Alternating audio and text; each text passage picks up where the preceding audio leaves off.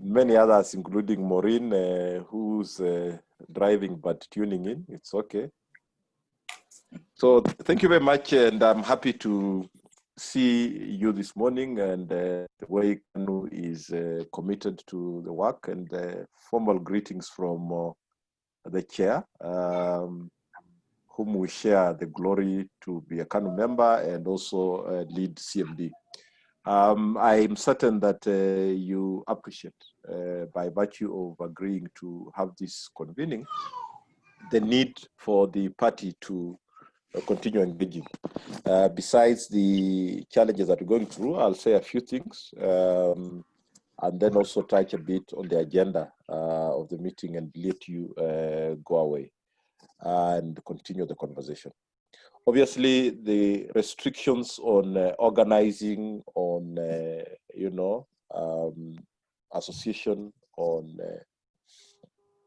social distancing, restrictions around physical meetings, all these affect the way the political parties normally work.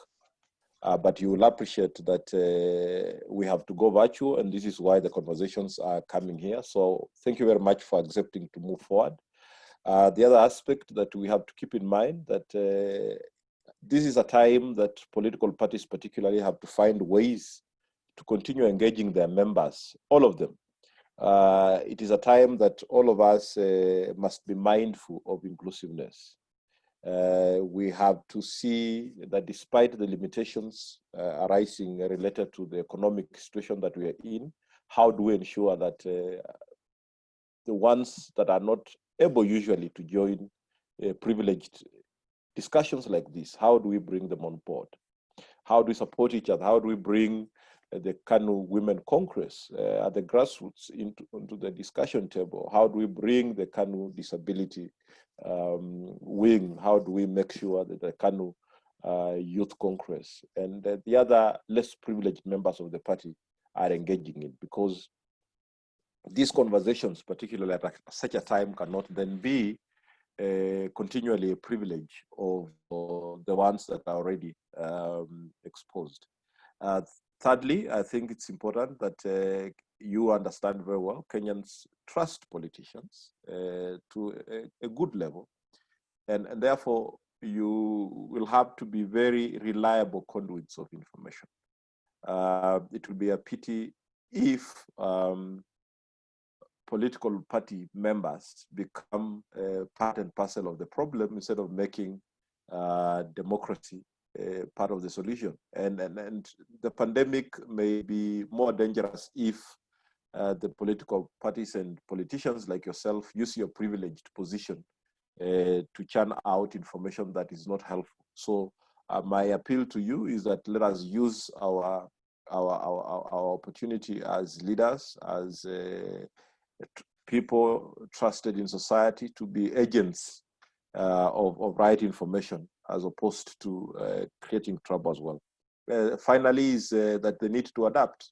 None of us is sure when this crisis will be out of our way. We can only come to normalcy perhaps when there's a vaccine. I almost said an antivirus. There's a vaccine against the coronavirus. So we have to be keen that we adapt. And adapting means that we don't drop the ball on the most important things. And this is why this intra-party dialogue on the necessary reforms that are required, very critical bills coming through, the referendum bill, the IBC amendment law, the Political Parties Act is also being amended by virtue of special interest groups bill that is to actualize Article 100 and also aid the gender parity question under Article 27. We have the campaign financing law that money affects. You don't have sufficient money in this country, you will be run out of elected positions. So how do we as a party have a conversation on these issues internally so that when your leadership, the Marians and the top echelons of the Kanu machinery meet the others across the table? Are they carrying the views of the people, or Mary Ann is articulating issues as Mary Ann?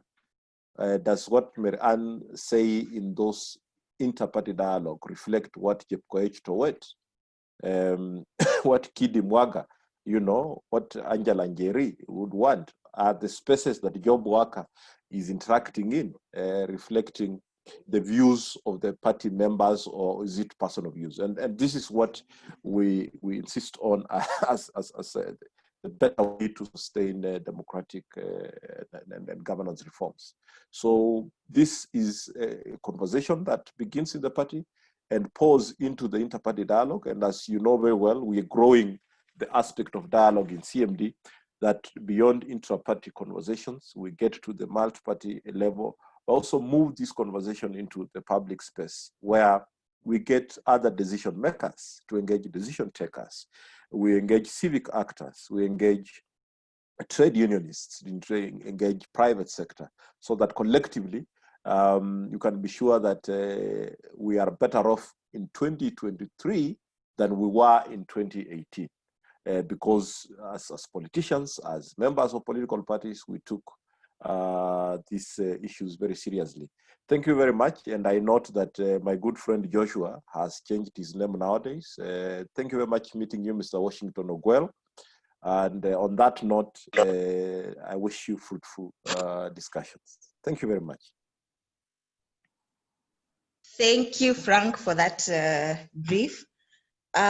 Just like he has said, today we are basically talking about the governance reforms in, of course, Kenya, and how as a party we can participate, and of course, not just in the conversations that are going on, and so that we can be able to actually make meaningful contributions to the various reforms that are going on.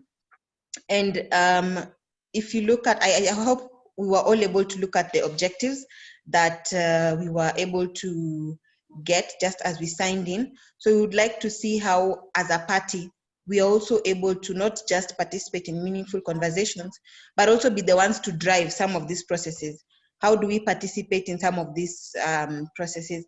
And one of the things that that were mentioned by Frank is the Independent Electoral and Boundaries Commission, bill. And I'll just be pulling something up on your screen in a few minutes.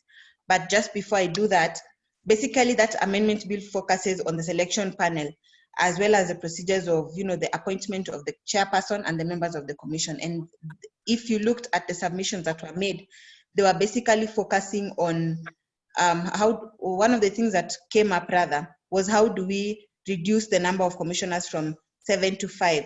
And those are some of the discussions that we will be having today.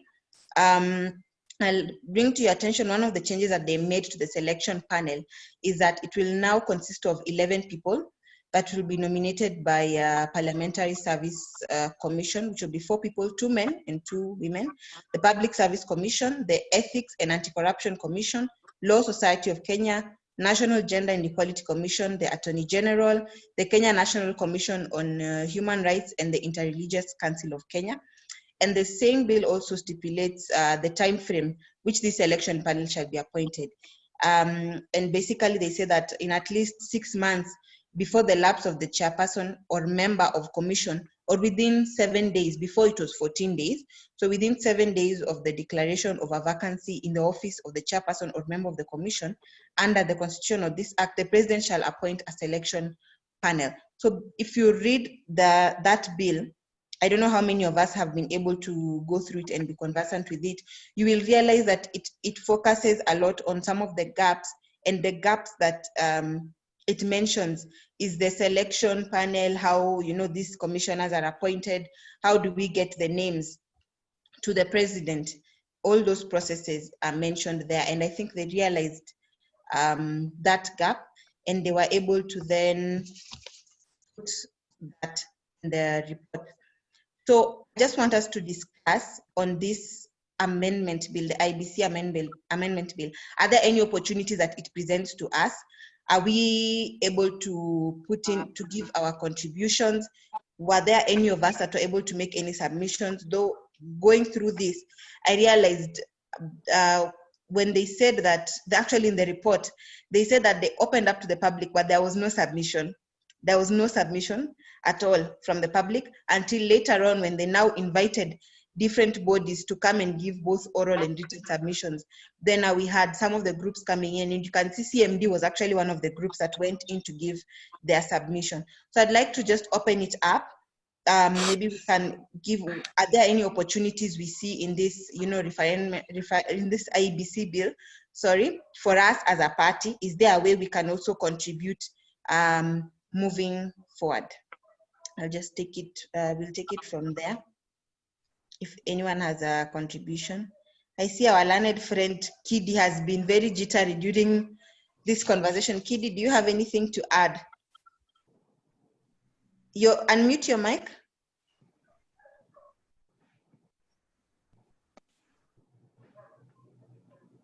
Okay.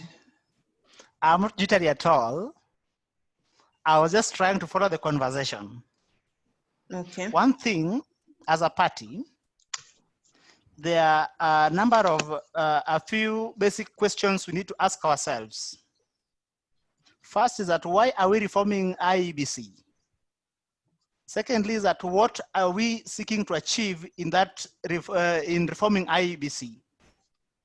First, we have to appreciate that part of why we are reforming IEBC it is part of the broad goals of making sure that we are able to cure the mismanaged polls, electoral cycle after electoral cycle. In that regard, I will still stick to what we had experimented before and worked for this country. And I will mention the IPPG process when you permit me, when I will have the opportunity to make my submissions. Secondly, we must also appreciate that there is a constitutional requirement that around this time, we eliminate the boundaries of the constituencies and wards. And three is that how do we cure the issue of conspiracy within the electoral body to favor a political formation against another political formation? Yes, so those, if we are able to answer those, then we shall then make our submissions as a party to answer those areas. Thank you, Kidi. You've mentioned something interesting about the review of the boundaries, which we will be looking at later on in the conversation. That is, of course, and how it has been affected because, of this COVID-19 and everything else. So we will be having that conversation. And you have raised very important questions on, why are we reforming the amendment bill and things like that. So I don't know if anyone else has their submission.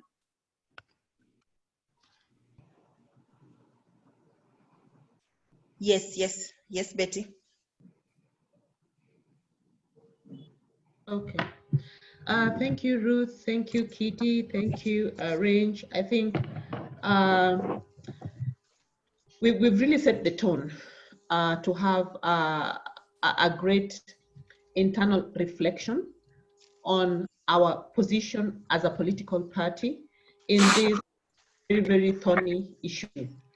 IEBC, I think since independence, it used to have other names, has had issues, election in, election out.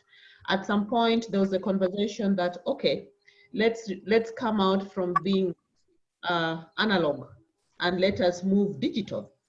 And we have had an election, that was run using the digital platform. And I'm thinking that the outcome was still the same. So for me, my question is, what really is the problem? What really is the problem? Because analog digital, all these spaces are going to be manned by a human being. An analog system will not run itself by itself. It will take a human being. So what is it that we as a party would want to make as a submission that will set us apart, that will answer the question, what can we do differently to achieve different results, which are better than what we have been seeing?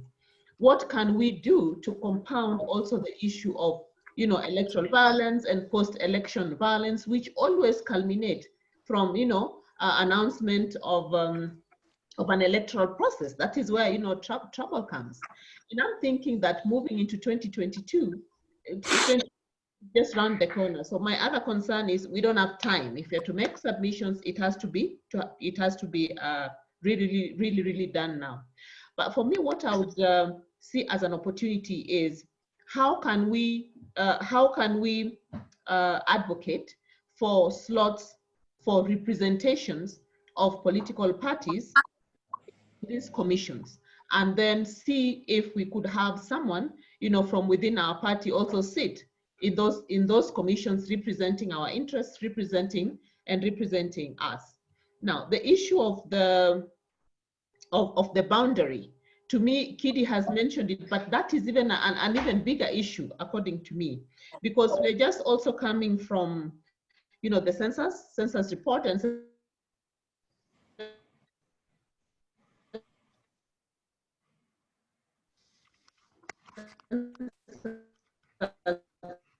report fact that there are to be, you know, the mandate of IEBC that in fact is limping. So mine was just sort of like an introductory comment just to challenge, but as a time just to look at very specific ways in which we can engage, and if there's even possibility of doing a submission as a political party. Thank you.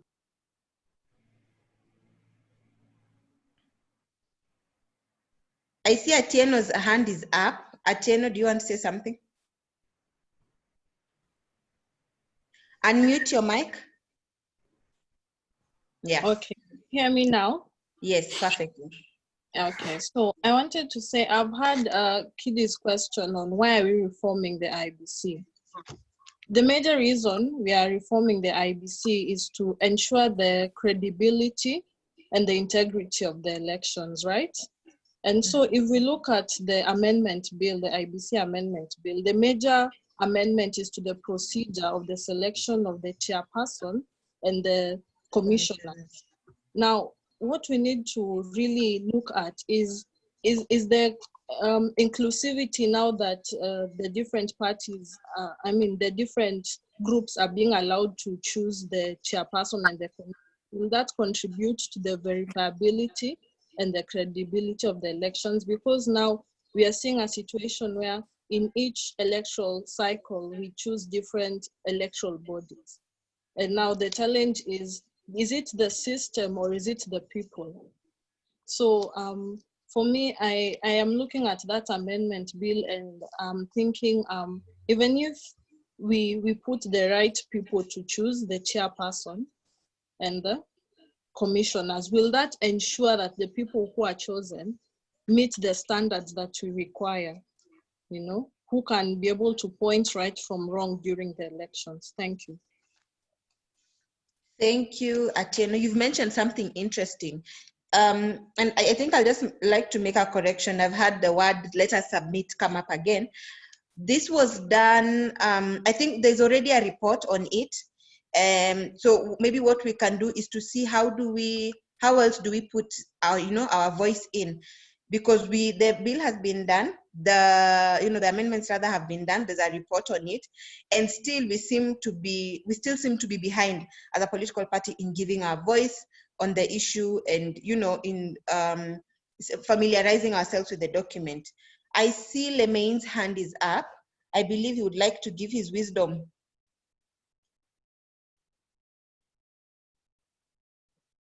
We can't hear you, Lemaine.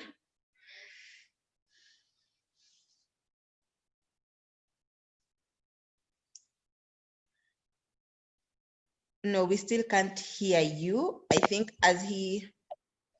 Can you hear me? Yes, perfectly well. Now, my contribution would be that as a political party, yes, it will be good if we have one of our own being part of the IBC panel. But as a political party, when we think about it, as a long-term solution, not only to favor our party, but also to act as something that will bring solutions to the country. The procedure of selecting the people, even if today we have one of our own, for example, group being part of the IBC, and then come 2022, we don't have, or 2027, we don't have one of our own, it will not help. Because each and every party would like to have somebody called by their name or carrying their name tag to the IBC. So for me, I think as a political party, one of the things that we should advocate and we should be doing is talking to the masses or making ourselves believe in the institutions that we have as a country, or making ourselves familiarize ourselves with, especially the document that you're now reading. And if by any time such documents are being prepared and submissions are needed, then we should be on toes, and our team should be working hard to be giving submissions towards that. But this is what I'm trying to say, is that as a country, as a people, and as young people, if we can make the citizens and start from ourselves, we believe the IEBC before appointing people, before the process, we make ourselves believe in the institutions of the government. If we believe in the institutions, then we are going to believe in the process, because we can't have everyone being in the commission. We can have representatives from everywhere. You heard that in the report, they need 11 commissioners, and everyone in a political party will like a person from their party to be there. So we will never achieve representation in terms of members of the commission. The only thing I still encourage is that we believe in the institution set up in government. When we believe that, and we make sure that our supporters believe that, because the biggest mistake that we first had, especially from 2003, I mean 2012, is that 2007, is that the politicians made the citizen or the voters not believe the commission. And once they don't believe, even when we have the right people there, and I believe we've been having right people in IEBC, I stand to be corrected, but those people have been under pressure to be on either side so that they can have some sort of, they can be prevented or they can be safe when it comes to the after election or anything.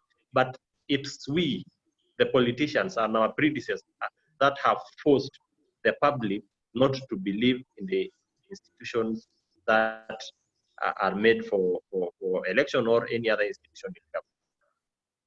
Okay, thank you, Lemaine. So from what one thing I've taken away from you is you're saying that we don't believe in the government institutions. So no matter who we put there, no matter what processes we change, until we believe in the institution, it's going to be very difficult for them to carry out their mandate. I see Chep has her hand up. Chep Pach.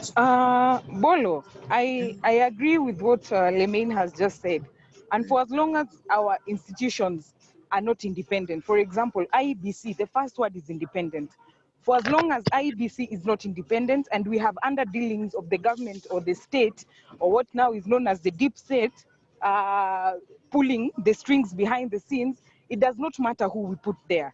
Whether the representation is right or we have the right people, for as long as the institution is not independent, we will forever have these problems every election cycle. So I think what we need to propagate for the political party is to have these institutions, let them be, let them do their job. When we put the right people there, let us entrust them to do the right job and stop pulling strings behind the scenes.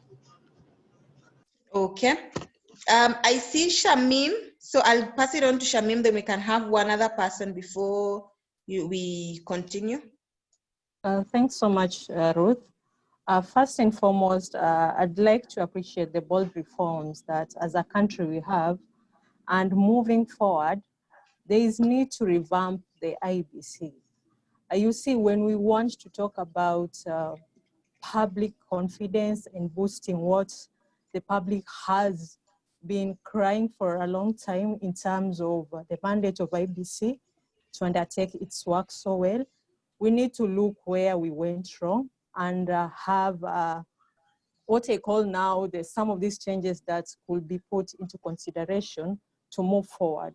Because at the same time, I'm thinking about an issue of now the constitution of the IBC and the members coming from different groups that will be in place to ensure they conduct a credible and integral elections. But again, when we talk about a body that has, and I'm glad Betty has talked about it, a body that has a tainted image, and no matter what we put in terms of the right people all the time, the public still has some issues with the body.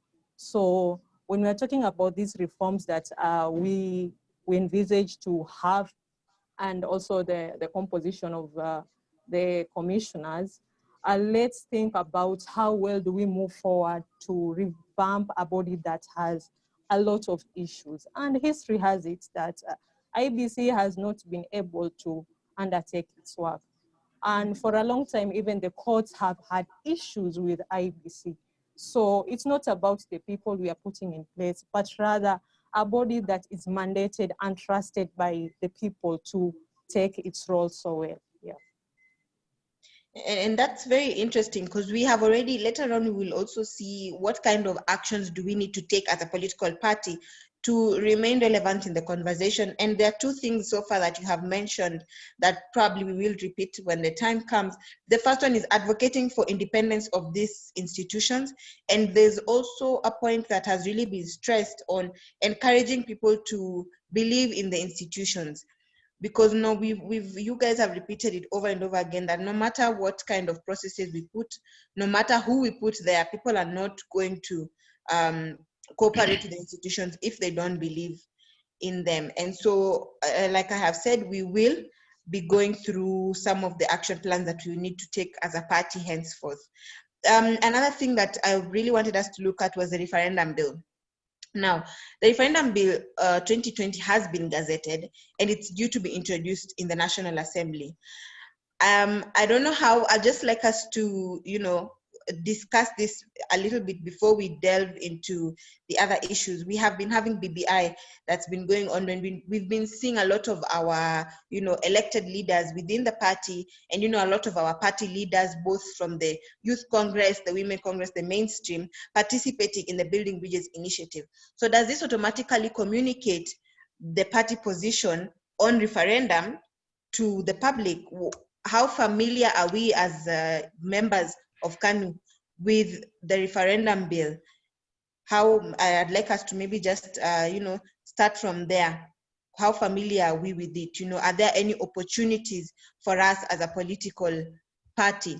And how prepared are we if a referendum is to happen? If we're not prepared, how do we prepare ourselves? So these are just some of the questions we will be tackling as we discuss the referendum bill.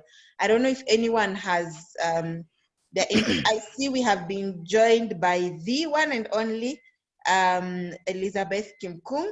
I don't know if she would like to give her input. She is on mute, but I don't know if she'd like. Good morning, Bolo. Good morning, everybody. Good morning. Nice to see all of you. Nice to see you, Mom. Nice to hear from you. We are good. Okay, at least you can see my face, so you know I'm alive. It's not a robot talking. Yes. Okay, I just picked on a few things. In fact, I don't know, as we are talking, you guys know that all the presentations regarding this bill has been put in place. You know that there's a whole draft.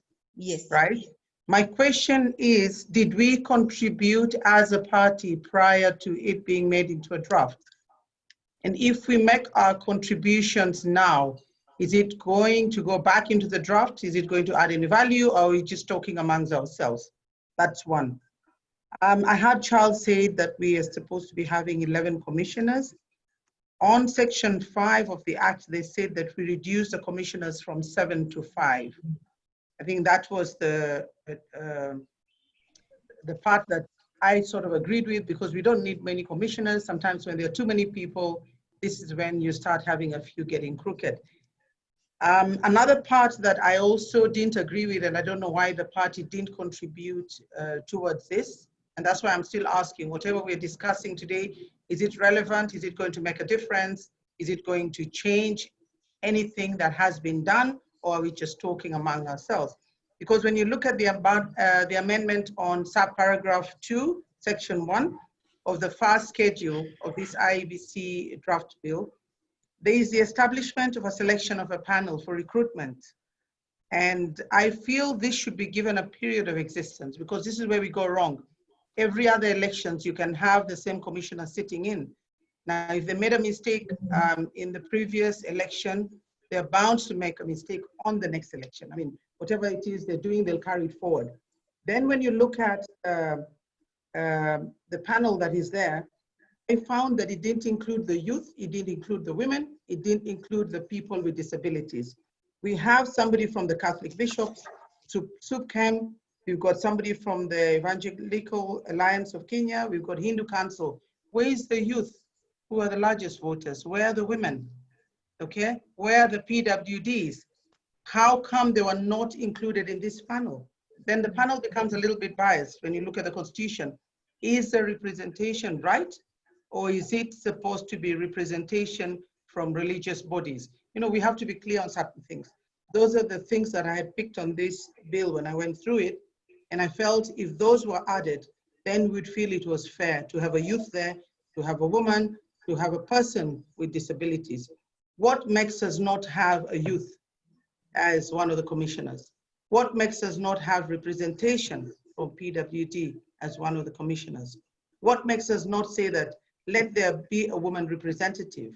So you see, that's why I find the selection then is a bit skewed. If you're going to reduce from 7 to 5, how will we identify these 5 people? Are these 5 people very important towards the decision making in the election process?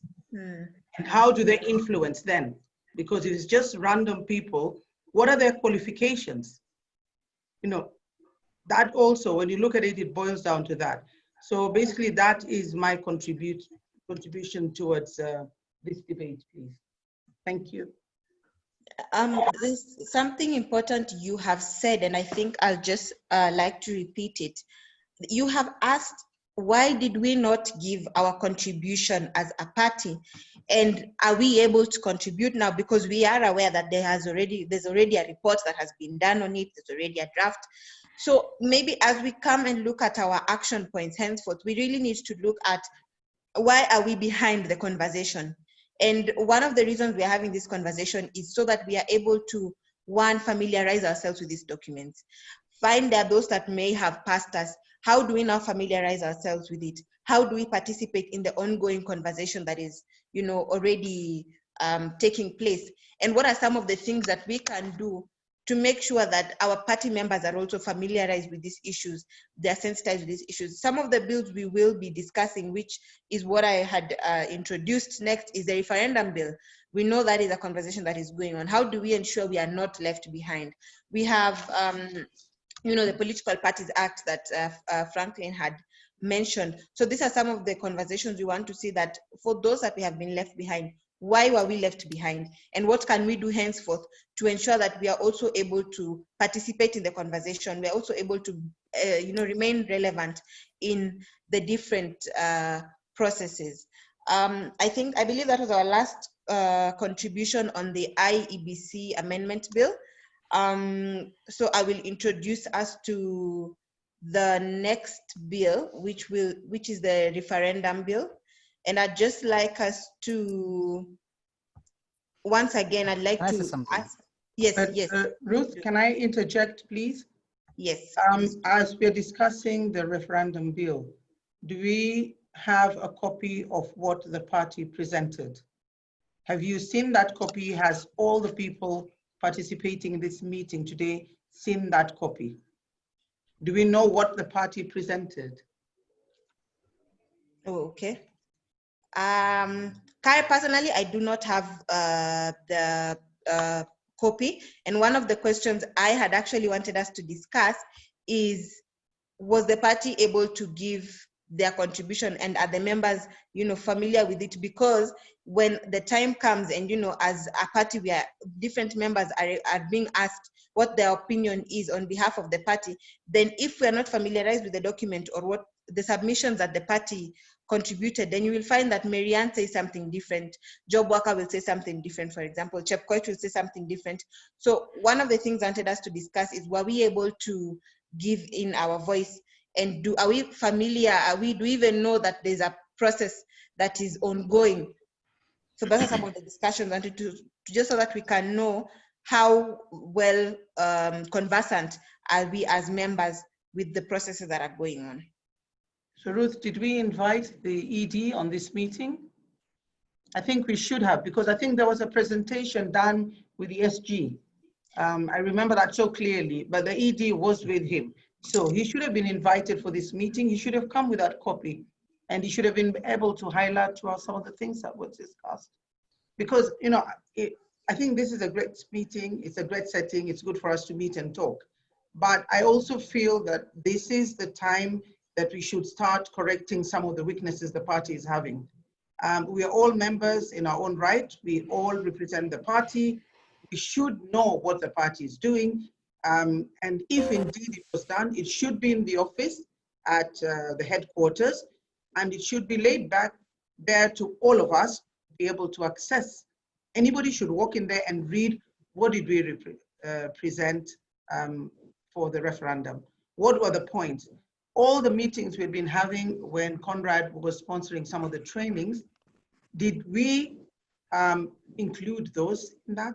You see, it's a little bit sketchy. So, I mean, I feel it's good for us to all discuss, take notes and put this, you know, have it in hand.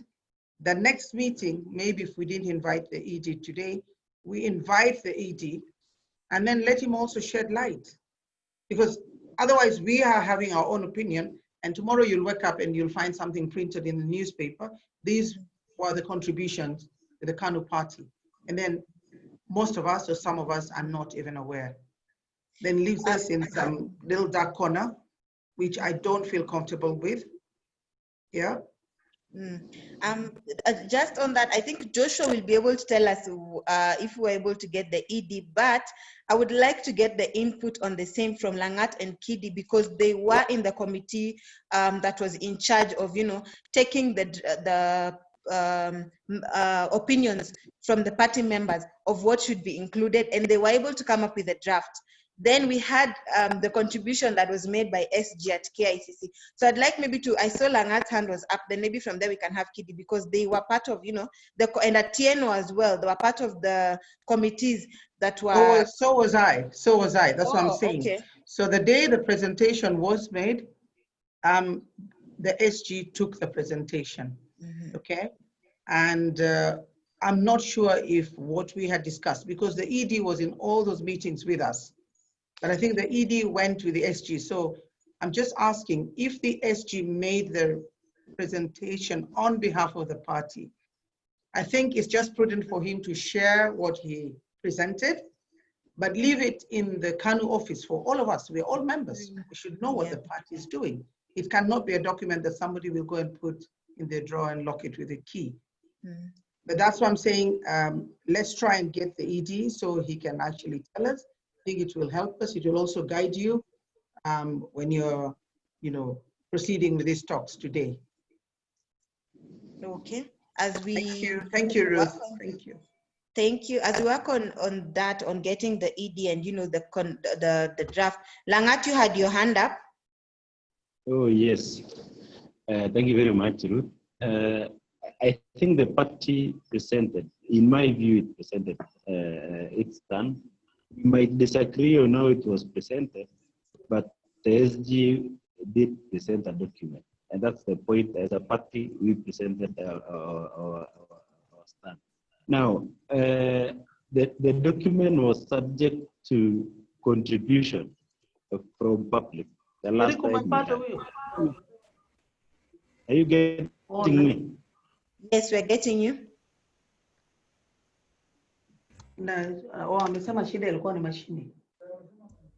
So, I was saying, okay. So what the laws of Kenya, the document was subject to public contribution. Then the amendments that were done after rallies, and now you see the document is public, which makes the point that I agree that the document was a preset document that was meant to achieve certain agenda and protect certain individuals. Mm-hmm. If we don't have the document, it means some few individuals sat in an office or in a boardroom and agreed on the way forward. Now, how can we, because the document has not been made public, how can we as a party now declare our stand? We know initially we were supporting PBI. And the party stand, we had proposed that our party, as a party, we are supporting 40%, 45%, 40 to 45% of national resources to be devolved. We don't know at this point in this document that has been gazetted how many which percentage has been made to that document. In that document, we might support the document that we will later come and disagree with it. That's my point for now. Okay, and you have brought in a very important question, but I would like to ask, and I think I will pass this on to Joshua as he tells us, if we are able to get ED on board. That before that, I would like to ask, Langat has said something very important, that yes, we made our contributions, and once the document is released to the public, then maybe there are things that we will not be, as a party, we will not align ourselves to. And so that might make us, change our stand on whether or not to support referendum. But my question is, if we say yes, we're supporting it, or no, we are supporting it, are we prepared? Are we going to again be, behind the conversation? Are we going to continue catching up with these things once they have already moved? And if we are supporting the referendum, how prepared are we to actually talk to the people who we represent or talk to our party members on the way forward regarding participating in the referendum? How prepared are we? And I see we have been joined by Madam Chania. So as she settles, I think I would like, I don't know if Joshua is ready to go. If not, we can have someone else give in their contribution, because another thing that has been raised by Madam Kim Kung that is very important is that we have a document that we submitted, but it is not available to us. So these are clearly some of the loopholes that we need to discuss and, get our way forward on what we need to change or how we need to do things. I see Shamim's hand is up, and I think Kidi's hand is also up. So we'll have Shamim and then we'll have Kidi. Shamim?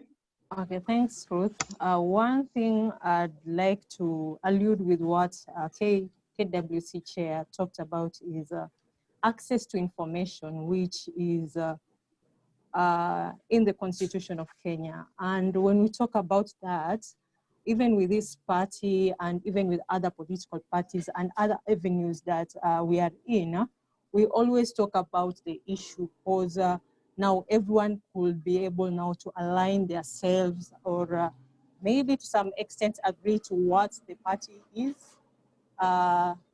talking about in terms of some of the things that we want to be included in the referendum bill.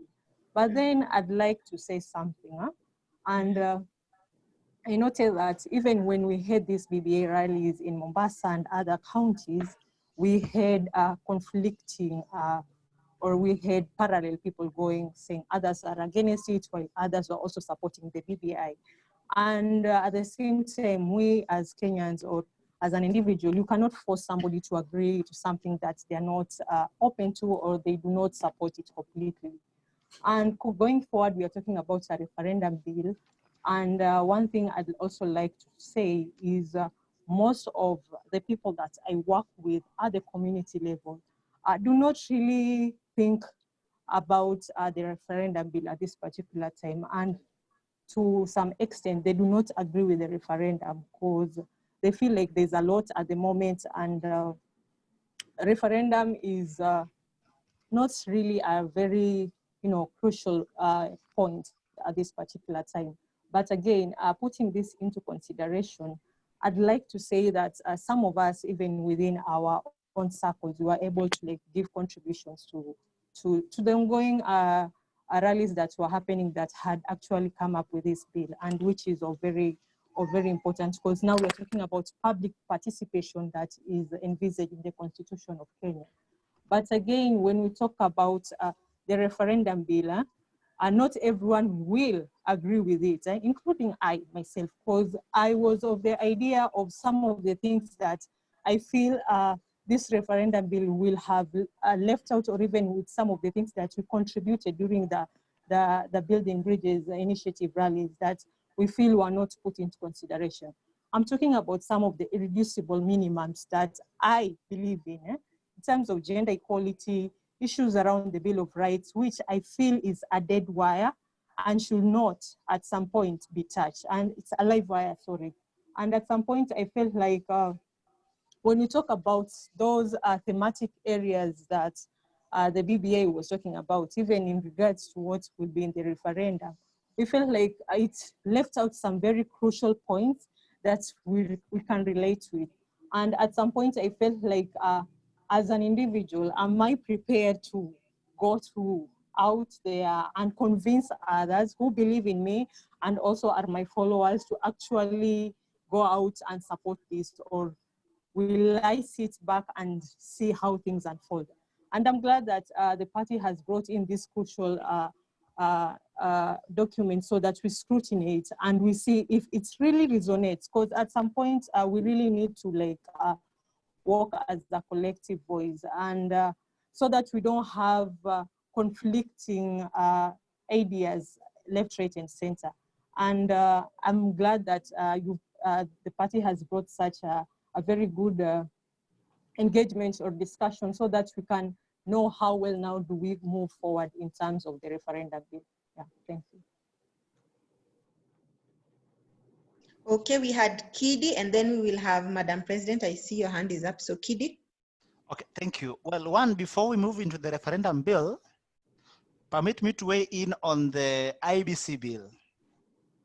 At the level of the ad hoc committee on policy and legal affairs within the party, on the IBC, that committee deliberated and agreed that the position of nominating people into the commissioners, of nominating commissioners, was supposed to have been through political parties. The rationale was that how do we cure conspiracy within the IBC against a political formation? And so we felt at that point in time that to secure the independence of the commission was to ensure that key political players, through political parties, are able to nominate people. And I hope that as we submit our memorandum as a party, that would be part of the things we shall be saying in regards to this bill. When I weigh in on the referendum bill, I don't know if I should call it the Kioni bill, says that to cut costs on the referendum, that let the referendum be merged with the 2022 elections, so that as you cast your vote in 2022, you also vote on the referendum question. At personal level, I want to disagree with that position vehemently from the get-go. And the rationale is that we are first a political unit before we are an administrative unit. So that if you talk about costs, that we cannot hold a referendum on account of not having money, then that is a position that is misleading. Because how do we get that money? Money is received through taxes. And taxes is a compellence, obtained through compellence, because we are compelled to pay tax on account of representation. So that you realize that the BBI process, which of course is going to be affected by the referendum bill, was our own attempt as a people, as a country, to ensure that we get our politics right. Especially in dealing with issue of political legitimacy that comes from elections, the issue of transfer of power between elections, either when an incumbent is running or when an incumbent is leaving office. And this is seen in 2002, in 2007, in 2013, and in 2017 elections. you have seen the trend. So that there are things that as a country we feel are urgent and cannot wait for 2022. Or going into 2022, there are things that we should have fixed. For instance, permit me the latitude to give an example. Post-2010 constitution, the same thing we should have done then should have been that immediately after the constitution, enactment of the constitution of Kenya 2010, we should have gone into the elections. But then when we did not go, then eventually forces that were against the constitution were able to regroup and then stage an onslaught against the constitution. So right now, if we let these issues that we've discussed through the BBI process to wait up to 2022, we shall have softly killed the progress we have made through the BBI process. So my submission in that regard is that dealing with the issues of the BBI through a referendum are matters of political imperative that requires the fierce urgency of now and cannot wait for 2022 as it is envisaged in the Kioni bill. And as a party, I think our position must flesh that out very clearly. Thank you. Thank you, Kide. So Madam President's hand was up, then so I'll have her. Then I think there are some very important questions that has been raised, which we need to ask, our, our top leaders, or rather, Job Worker and Joshua. There are some pertinent questions that we really need to ask. So I think I'll have Madam President first.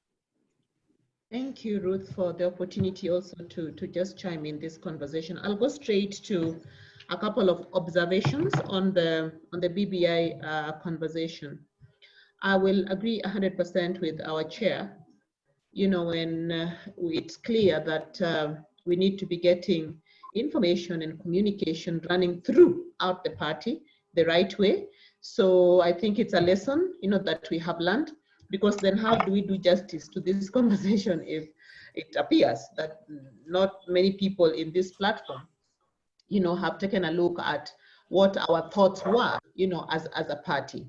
My feeling is that the BBI train, already left the station, and hearing from what we are seeing in the local news, we are just waiting for actually the report, the BBI report now to be unveiled to us. So probably at that time, we need to converge again as a party and look at now what was actually agreed, because we could have made our submissions, but we don't know to what extent our submissions would make their way into the actual final document.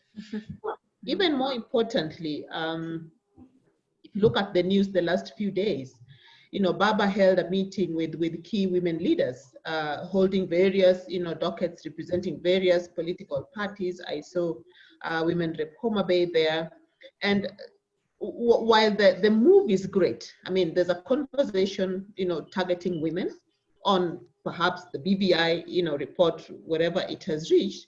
But I would ask, where was the face of Kanu, in that particular space? Because those are the places where as a party, whether it is the youth, whether it is the women wing, we need to make our voices heard.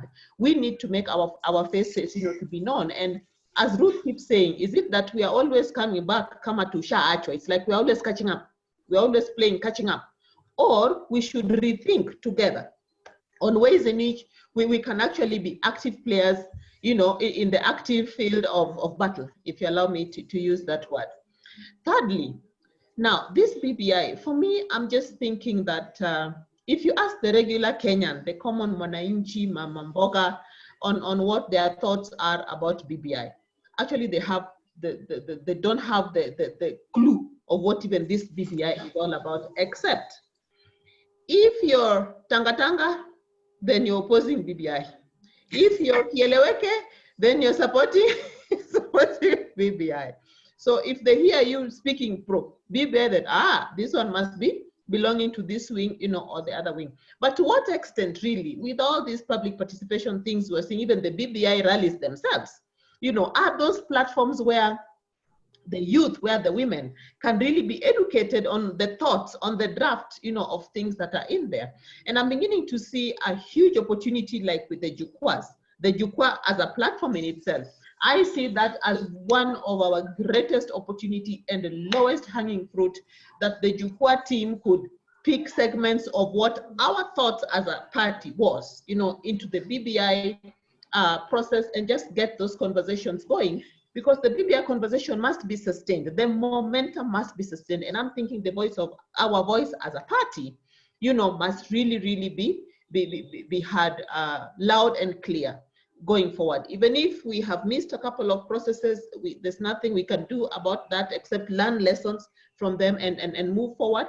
And then also get really clear what is the position of the party, so that as we all are moving forward in our various spaces, we are clear that we are also saying things or doing things that are in tandem, with the party position on a national process. Thank you. Okay, I see Madam Chania and Marianne have their hands up. So we'll start with Madam Chania and then we can go to Marianne. So Madam Chania. Madam Chania, are you with us? Please unmute your mic.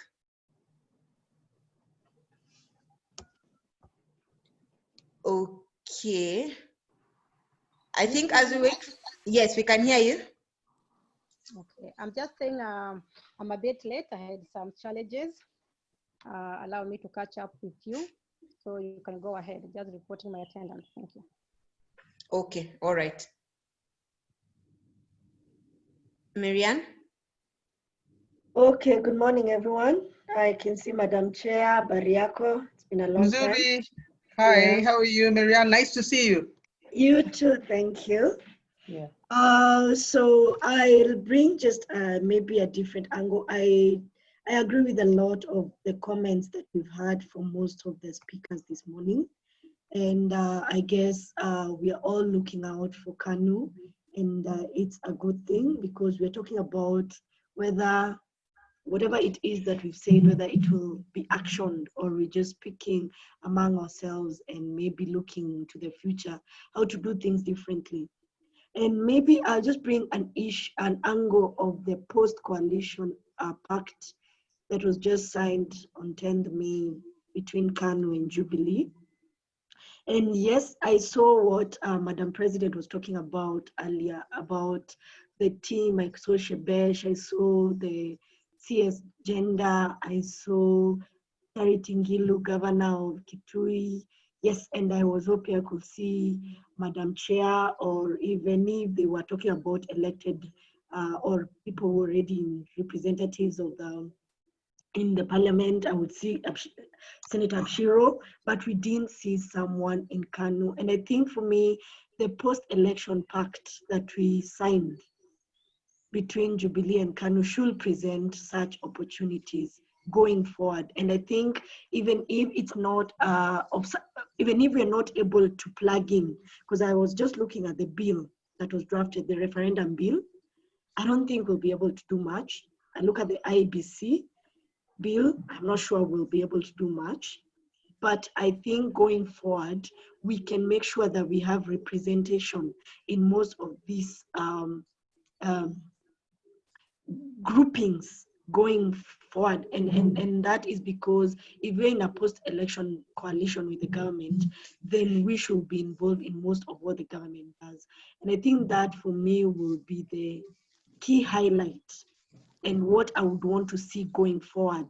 I would not want to see a women meeting without Madam Chair in it, because she's the representative of the Kanu Women Congress, or myself, or the treasurer, but at least a representative of KWC in it. And also, if it is a youth thing, we will want to see the young people, chairperson, secretary, or the treasurer in that meeting. Because at the end of the day, if we do not sit at the table where decisions are made, then we will miss out. And even if they're looking at women who've been elected in parliament, we also have our members of parliament. We have Honorable Laisuda and Akina Madam Leshomo. We have Akina Tungo, Gladwell Tungo, the women rep of Baringo. So we have people that can represent us in these forums. And I think it's something that we'd want as a submission from this meeting, that yes, whatever has passed would have passed, but going forward, we'd want to be involved in these meetings. And maybe for for me, it is more of a question. I will not lie that I'm an expert when it comes to legal matters. I am not. And so, I mean, how my sentiments on the IBC, and I agree with what Madam Chair said, that I would want to see a lot of citizen participation. Yes, we're seeing a lot of organizations and just the interreligious leaders. The rest are the women, the young people who are the bulk of this country, the people who actually are the biggest constituents of voters. We're not seeing them represented. So that for me also is a big deal. And also for the IEBC, I was wondering what will go first. Is it the referendum or is it the IEBC? Because I'm wondering whether the current IEBC as it is, will it be in a position to manage the referendum activities that will definitely be going in? And maybe even in our discussion going forward, let us also think with not just as Kanu, because what we did on 10th of May is that we came into a merger with the government. So much as we might think as Kanu as an individual party and what we believe in, the fact that we came together with the government and Jubilee for that, we also need to think of how do we bring our submission together in line with what the JP party is thinking and what Kanu is thinking, and how we marry the two. Because at the end of the day, as we are right now, that the decisions we make will not just be a Kanu decision. It will also be informed from the other side of our partnership. So it's just a thought on how we think through things going forward. So for me, I don't feel like we will have a lot of impact on what has already Mepita, but going forward, how we look at things should be very, very, very important. Thank you, Marianne. And I just wanted to pose some questions, but before that, I'd like to read a comment from our chair for KWC. I don't know if we've all seen that. And she says, hi, I appreciate the comment from Ms. President, but please note that we have women senators and MPs, so they should lead the way and then we can also make a move. Thank you, which introduces my question. We do have the representatives in Parliament, and we have all these structures that we have. I've had Kidi mentioning the policy and legal committee affairs, and he says that they gave their input in the IBC amendment bill. So my question is, why are we still left behind? And do we have a problem with communication? We know that there's a submission that was made by SG as from what we have learned this morning. Do we have that at the headquarters? Why is it that we are still not able to, be conversant with some of these things?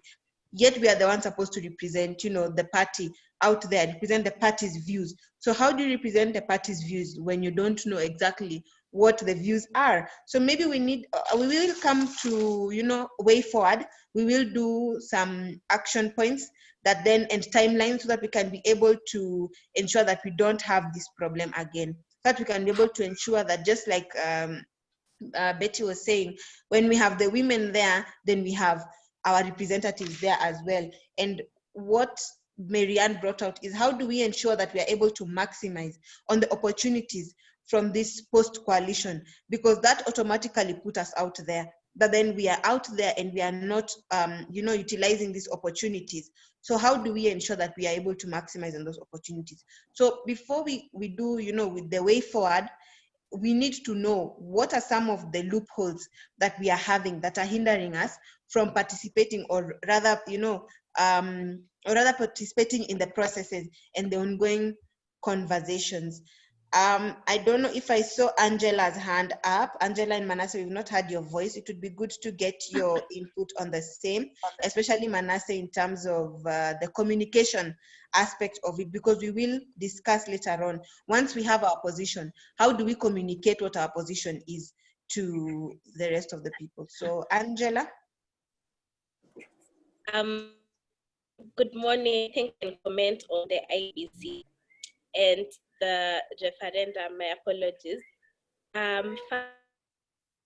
IBC issue, on a personal basis, whether there are 5 commissioners, whether there are 7 commissioners, that is neither here nor there. I think in light of COVID, and I think that was the topic today, we should be looking at more measures that we can take. Like what happens if maybe this goes on? Do we turn to electronic voting? I think that should be the issue to be discussed. On referendum, I think I would like to preserve my comment because I know the party is pro BBI. And I think we should just, as Miriam said, the submission of BBI, there's nothing much we can do now. Maybe moving forward, as Madam Kinkun said, like we should have the voices of everyone included, and not to document one here, one there, what is here, what is there. I think we need to come up with a clear perspective of what we really want. But I would like to reiterate what Madam Kinkun said. If at all we're going to give our submissions on BC, then we need to have the youth men and the PDD represented. And I think that's all I have to say for now. Okay. Manasseh, would you like to give your input, or do we give you a few more minutes? Please, and a few more minutes. Okay. So as we give, so as we give him that, I would like to hear from Job. Now, Job Waka, you are a very key member of, our leadership, and so it would be important to hear from your views on exactly where are we going wrong, or are you maybe experiencing some issues in reaching out to the members? What are some of the loopholes we are having? And there's something very important that Madam Kim Kung said about having the leadership of the party, having the ED here, because he has the answers to, a number of the questions. And so when we see he's not here, we know that he has delegated to either maybe Joshua or you. So maybe you can give your input on this Job.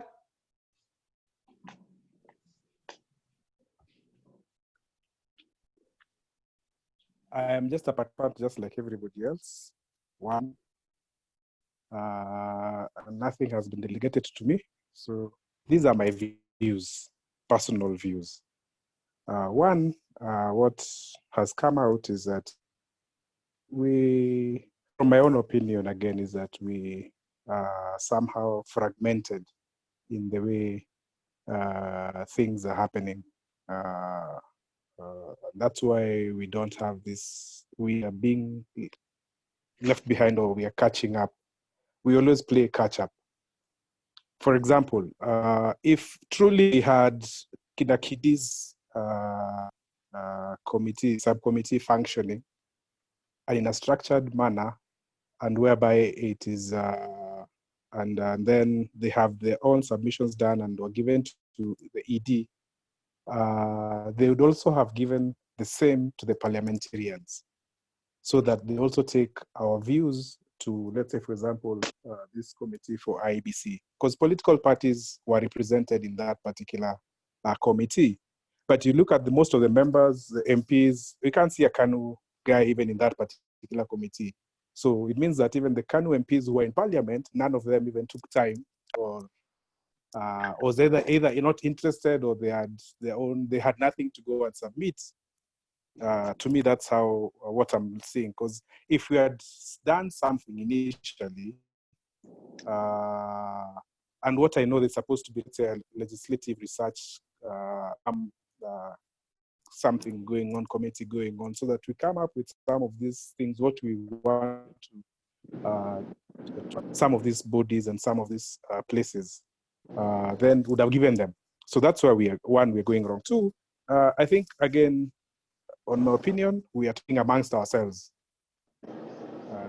This discussion is around us because most of these things have left the station, the out. Where I know we have at least had some little impact was on the what's this bill, on the political parties amendment bill. That I believe as a party we had strong input, and of course the discussion is still going on because at least I've been part of that process. We've met with the registrar, submitted our discourse, especially about funding, how about registration of members, it should be continuous and such things. That I believe we have an impact because at least that is directly to, it has been somehow like delegated to members on the ground floor. But some of these things that are above my pay grade are overtaking us every single day. One, because again, we are not at the secretariat truth. How many times have you gone to that secretariat?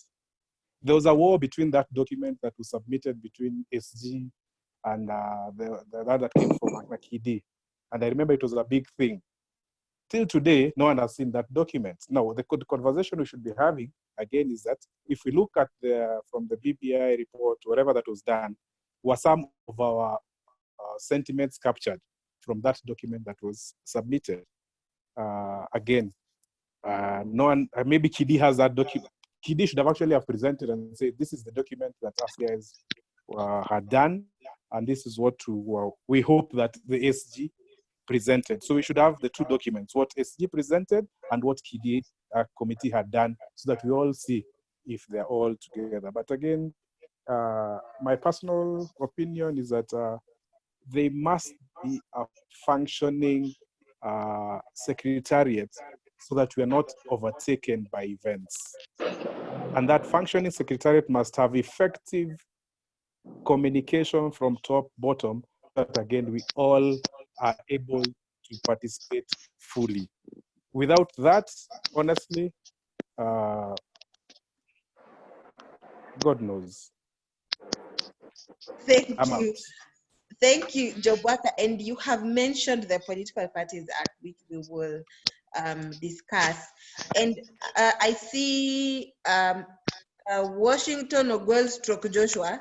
His hand is up, so we will have him before we continue. But I'd just like to repeat, as we have this conversation, we will actually have our action plans, and we will have timelines, which we will present, and we will put people to task.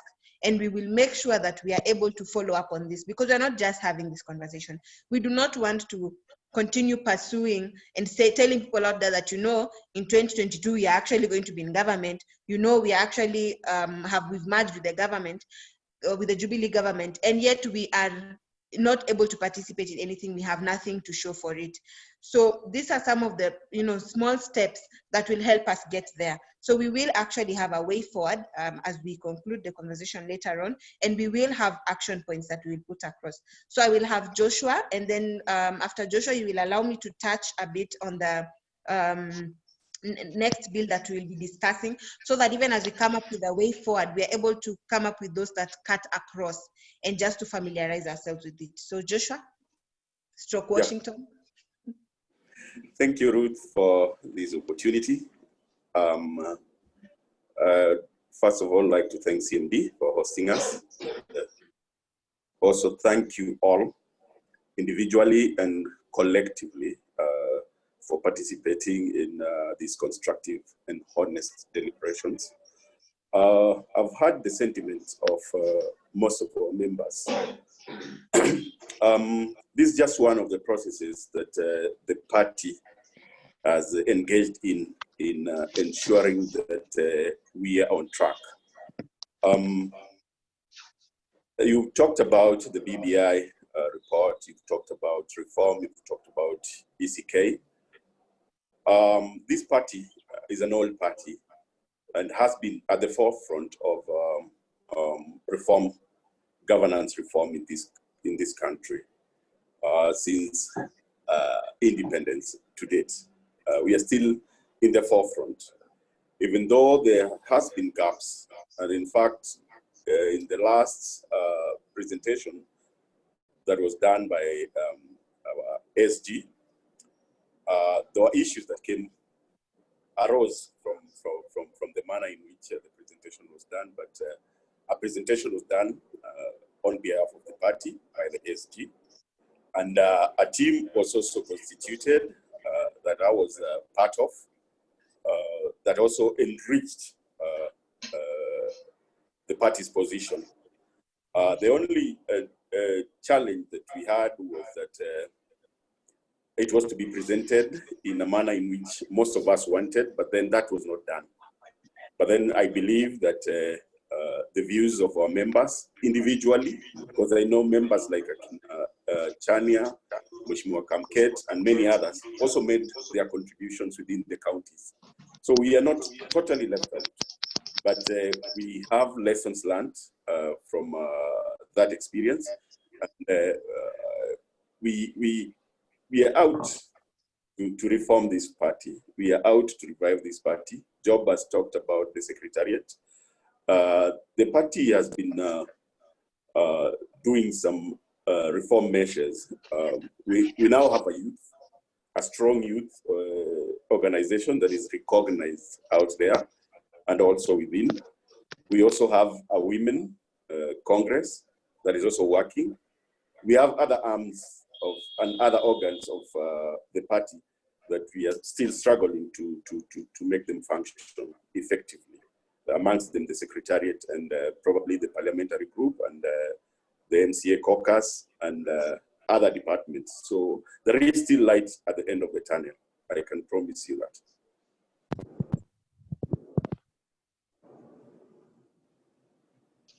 Thank you, Joshua. And I think you have brought in very important things, which I hope we will be able to put the leadership to task once we discuss this. And some of the things you have said is that we have functioning, women congress, we have a functioning youth congress that is very strong. And which brings me to the next bill we're supposed to discuss.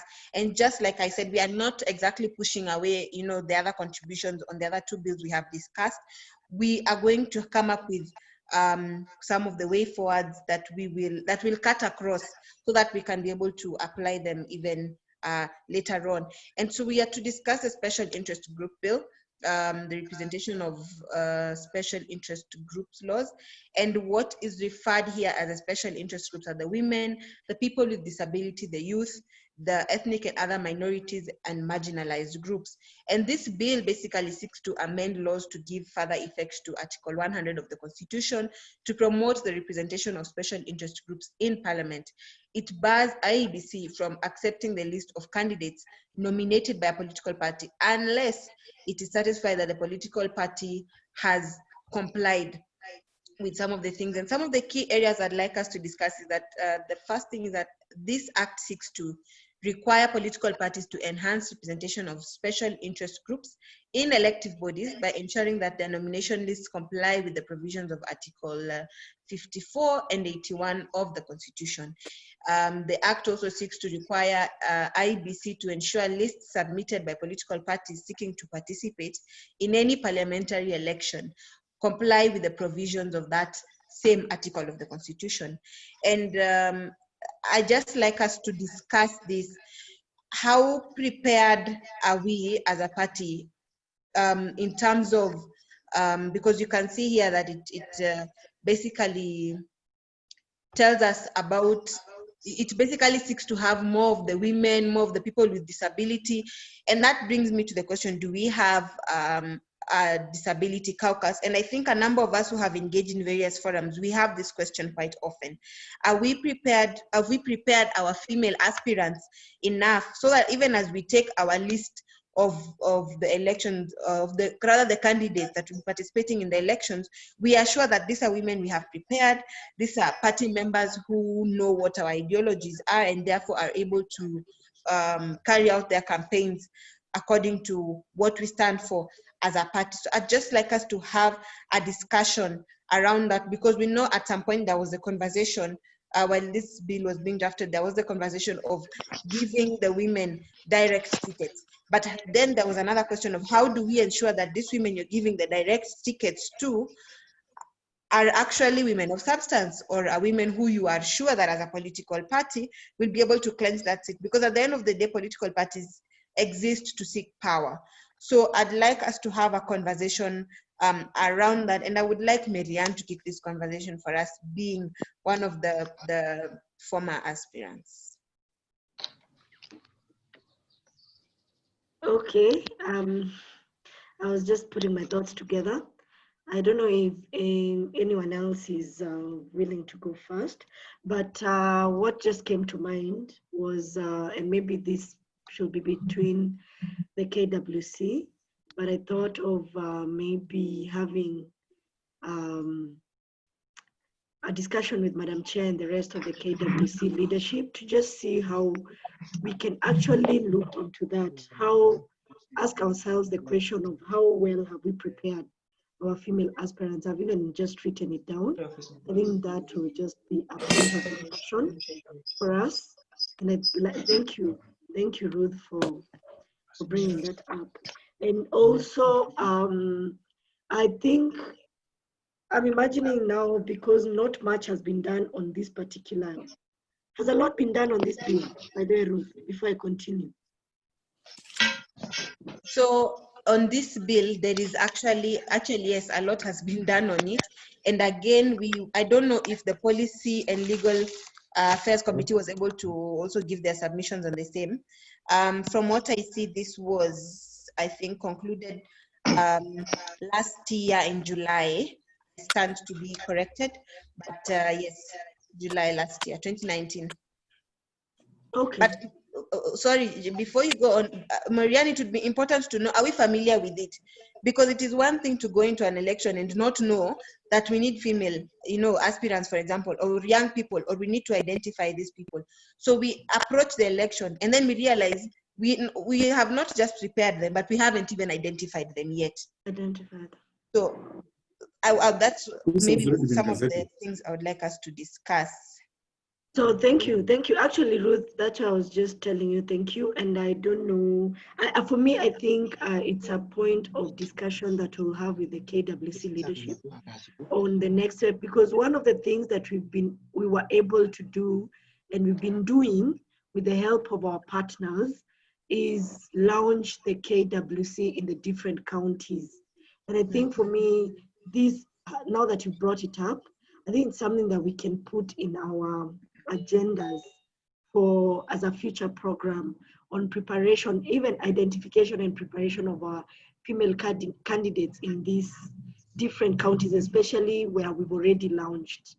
So yeah, so I think for me that's it. Let me not talk much on it. Let some other people also contribute. Okay. I see we have a hand. We have two hands from Job Worker and Madam President. So we will go with Madam President, and then we will have Job Worker. I think, speaking from perspective of the Kenya Women Congress and taking it up from where Marianne has left, I can attest that I have participated as so many other Kanu Women Congress members in various training sessions and engagement sessions funded by some of our partners. And the whole purpose is what? The whole purpose is to strengthen that particular structure of the party, but even more importantly, strengthen capacities of the women who come, to those particular meetings, in terms of what the party is, what the party stands for, what can you now as a woman aspirant, think about doing differently. Can you start thinking about your area? Can you start? So for me, I'm thinking that there's a lot that has already gone on within the KYC, but there's still a lot that needs to happen going forward. So as I'm just echoing what Marianne is saying, that perhaps it's time now for us plus the leadership, of KYC to now just sit in and think through ways in which, what are we proposing, and are the things we are proposing in tandem with this proposed bill. But my point is, there's a lot that has been going on in that regard, according to me. I think I agree with you. I know we've seen KWC launching the structures and, having that conversation, identifying some of these candidates and, just preparing them for the election coming. Job worker, you had both hands up and your feet up, so you must really be burning. So please do chip in. No, I'm not burning. I am okay. I'm in the safe. I'm here. My baba is complaining. Anyway, now, this bill will be one of the things that will test our patience as a party. And then two, it will also, I think it is a good time that it will increase, it will give a lot of work to our caucuses and our leagues and our congresses, especially the women and the youth, to really go out and do so much. Because it talks about a third of its nominees for parliamentary and county assembly elections are of either gender. Mm-hmm. I was looking at our 2017 list of aspirants, and I was trying to divide it and look at the women, and I've gone further and even looked at the youth, and then looked at people with disabilities. Truth be told, let's start with the worst. We didn't have any. I think we only had like one or two persons of disabilities who came up. One who wanted to contest, or even who was seeking nominations. So that number is worrying to me. Firstly, it's quite worrying, and it should also worry Kivuvani. In fact, Kivuvani should be here and they should read this thing nicely. Because he's the one who put a task. He presents his lists. And then two, I was looking at then again at the young people. What are the numbers? What numbers did we have for the young people who were interested in contesting? And then even looked at further who were interested in nomination slots. That number didn't even hit 50, didn't even hit 30. It was negligible. Come to the women again. How many women did we have? Of course, this time around, I keep saying that 2017 was better than 2013, and I'm hoping 2022 will be far much better, because this we will task Marianne, and I keep telling myself that this bill would give Marianne should give Marianne sleepless nights. Because to me, if we do not get female candidates, I will blame three people. One, Marianne. Two, Madam Kim Kung, if you're listening, wherever you are. Three, Madam Chania. Four, in fact, even Madam President, you know, there Nairobi. If you don't get anyone, I'll come for your head. That is empowering. And this, as in, it is a serious, it's actually a serious thing that we need to think about it. And then even for the young people, for example,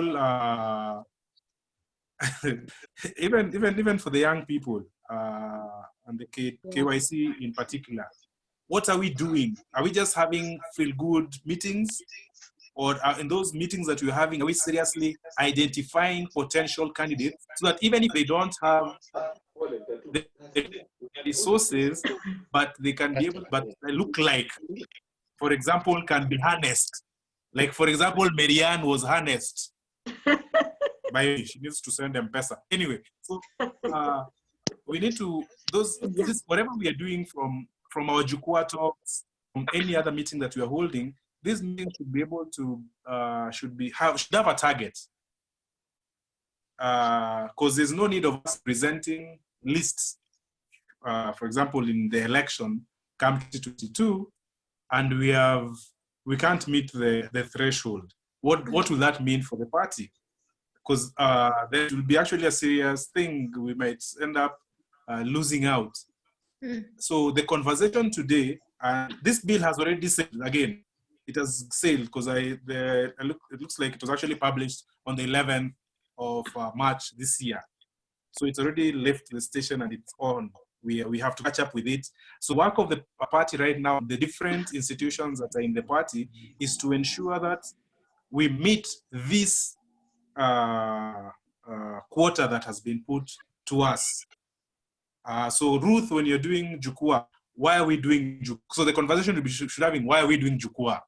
In those Jukua talks that we're having, who have we captured? One person, two people. And then also we need to find out, go fishing. There's a year, I think we were Joshua, and we looked in 2013, 2012 election, we looked for a person with disability, literally looked. We only got one guy from Korea.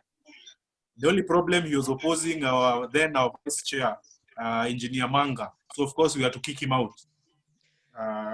But as in, that's how serious it is. Because again, we don't have that caucus, as we don't have a caucus of person with disabilities. So what are we doing about it? Have we taken a step to actually go and look about them? And I'll even challenge, for example, people like Chania, Madam Chania in Kiambu. Have they gone to the grassroots and at least also identified one or two or three and say, these are the guys you guys need to work with? And then the same thing, we go to Marianne in Nakuru, in Molo. We go to Madam President in Nairobi, in the 17 constituencies that are there. What have we done, or how we had? Because we have to bring them in. Literally, these ones we have to bring them in. Make an order, please. And then again, Madam President, Madam Kim Kung, the best that she can do for us, from where I sit, is that take upon herself and her executive to ensure that at least we get either young people who are women who have to contest, or we force them to contest, so that at least to meet the threshold. But again, it is a nice start, because again, this will last after 20 years. Once I think we meet the So that comes to how much? threshold, Because it's 3,000, then you can deliver. I think it is there. So those two Tell come to... Madam Kim Kung to stop selling. So yeah, that's my take, Ruth. And I think we're on the right. We have an opportunity. To me, I'm seeing an opportunity, which if we work truly together, we can actually be able to deliver this. Then it means that for the first time, as a party, will present nominees for the county assembly and parliament, the National Assembly, who at least a good representation. If they win, that's another thing, but at least we have to do something about it. Well, job worker, you've really, I think you're beginning to give Marianne a few challenges here and there. She's really been nodding her head.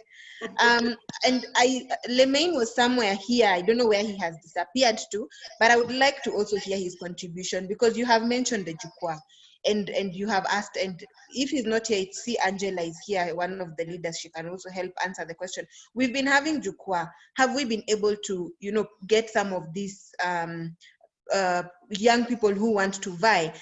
Because there's something we've always been told in the different trainings that we have done, that even as a candidate, you need to pace yourself. You can't just wake up, election is in 3 months, and now you want to begin your campaigns from nowhere in those 3 months. You need to pace yourself. So if we haven't started identifying our candidates, how are we going to prepare them? So maybe, Angela, I see your hand is up. You would like to go first, and maybe just shed a light on this, because Jobwaka has said this is actually going to test the party. And if we don't meet this, then we are going to have some problems. Angela?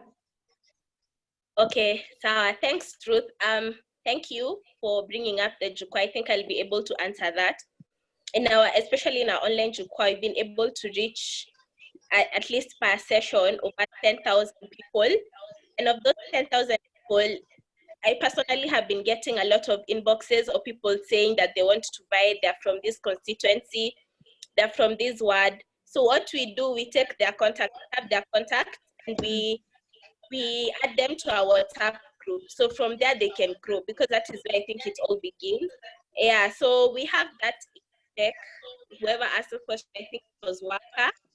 Yeah, we have that in check, and we are ready to go. The youth is okay with the people who want to buy, and we still encourage people to continue contacting us personally. I think the issue we are having is on membership, because we had requested for the people who want to buy for them, for their especially for the youth, for the membership fee for the gold membership to be subsidized. So I think that's a challenge that we're going through. So they mainly registered for the bigger party and not the gold membership card, the general card. My apologies, the general card. So I think that's what you're going through right now. So I don't know if it should be a topic of discussion here, or we can discuss it another time. Thank you. Okay, I think Job Worker is going to answer some of those questions. Lemaine?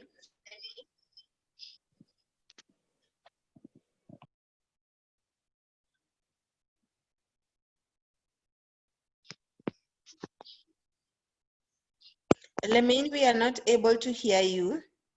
Hello, can you hear me? Yes, perfectly well. Yeah, just adding on what Angela said, is that we come up with the online video, and it's reaching quite a number of people. And before that, we had the Jukwa that we are going to do the counties, and most of the people now you see active in party, especially young people, are because of that Jukwa, identifying not only aspirants but also identifying the people on our structure. And I think what we should do as a party now, when we identify a group of people, remember, yes, we are giving them an opportunity to be in our WhatsApp groups. It doesn't mean that being in our WhatsApp group, you are a member of the party.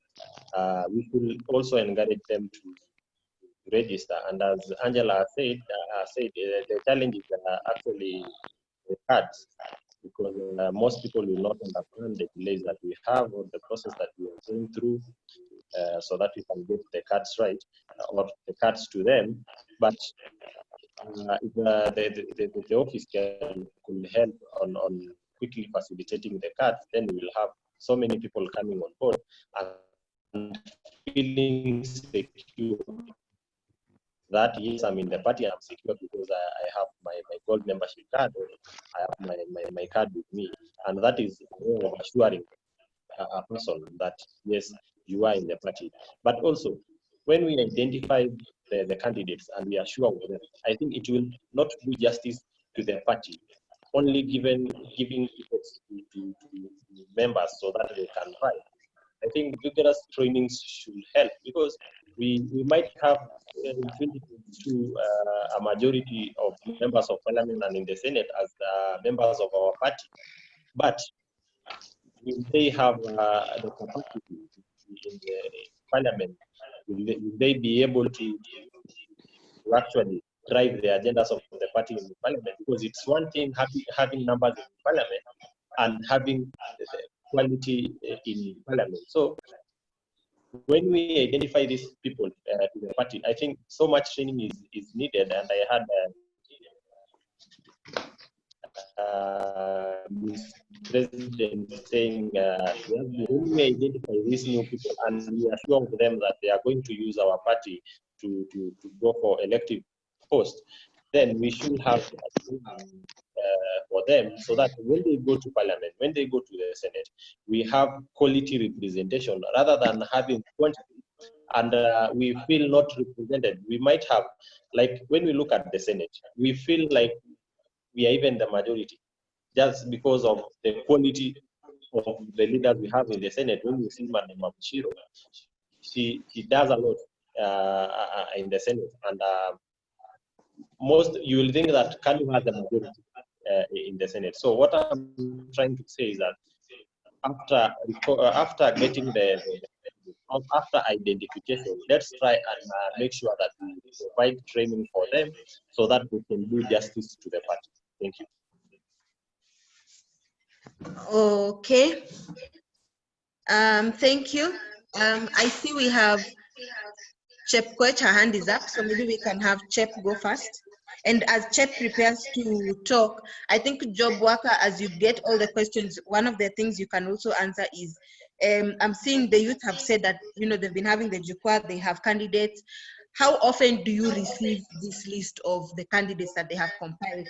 And are you taking them, what system do you have in place? Because we don't want a situation whereby when the elections come, then now you have to start compiling that list afresh.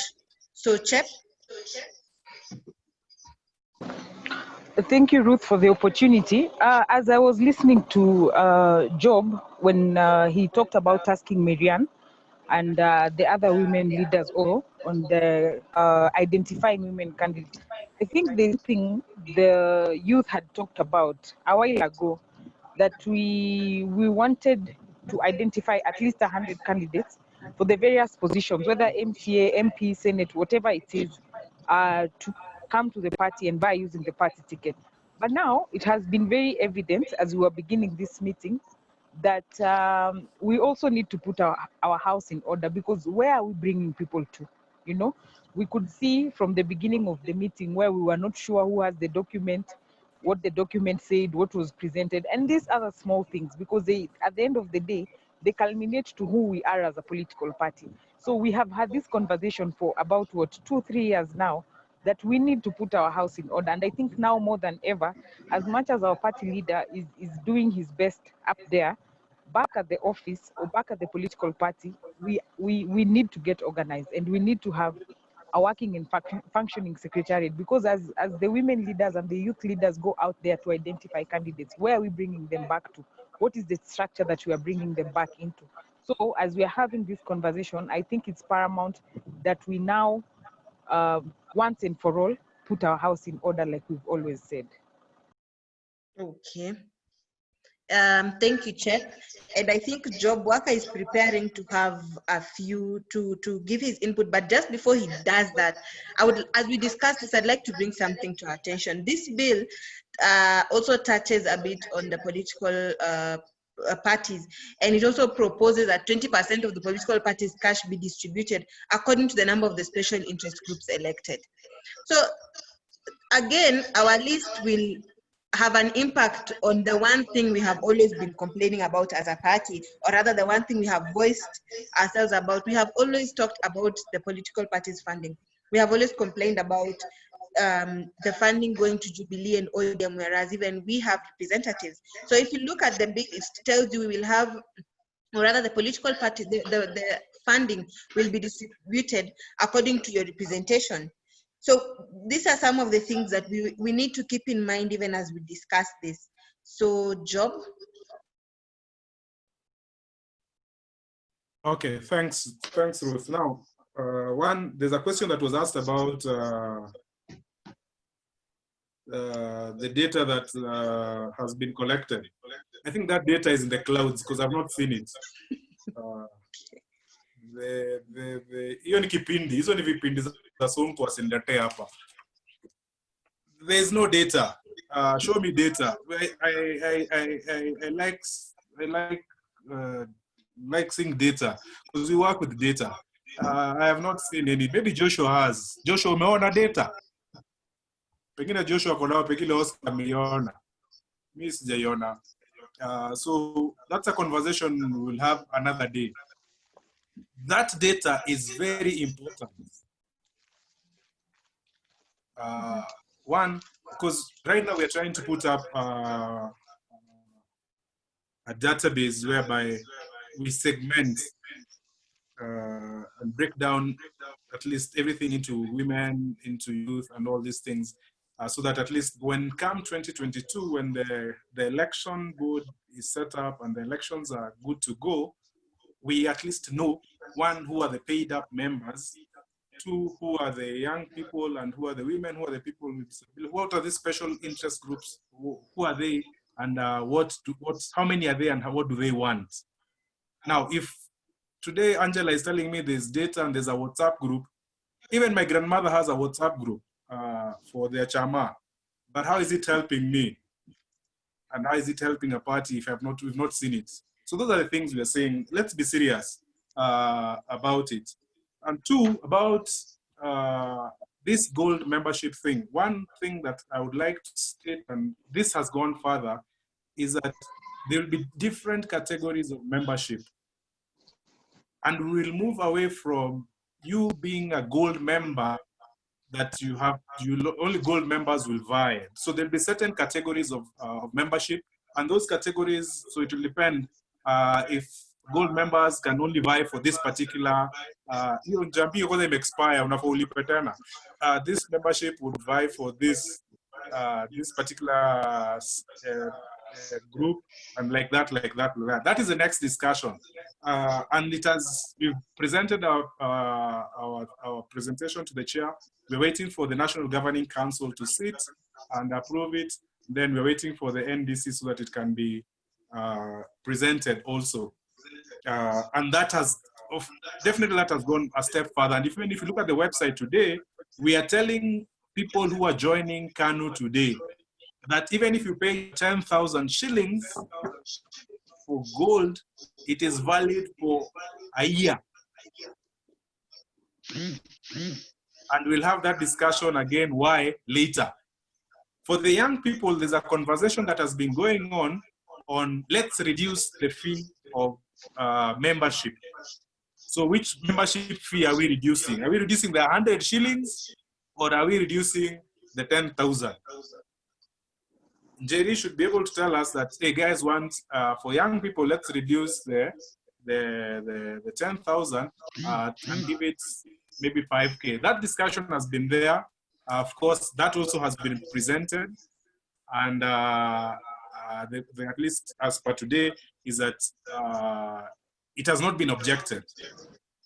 Just the same way we reduced the fee for nominations for the young people, and I believe even in regards to this particular bill and this which comes on act, is that we would have to consider the special interest groups would be considered in our let's say in our membership fees and also in the nomination fees. So that will also will be considered, and that has been tabled.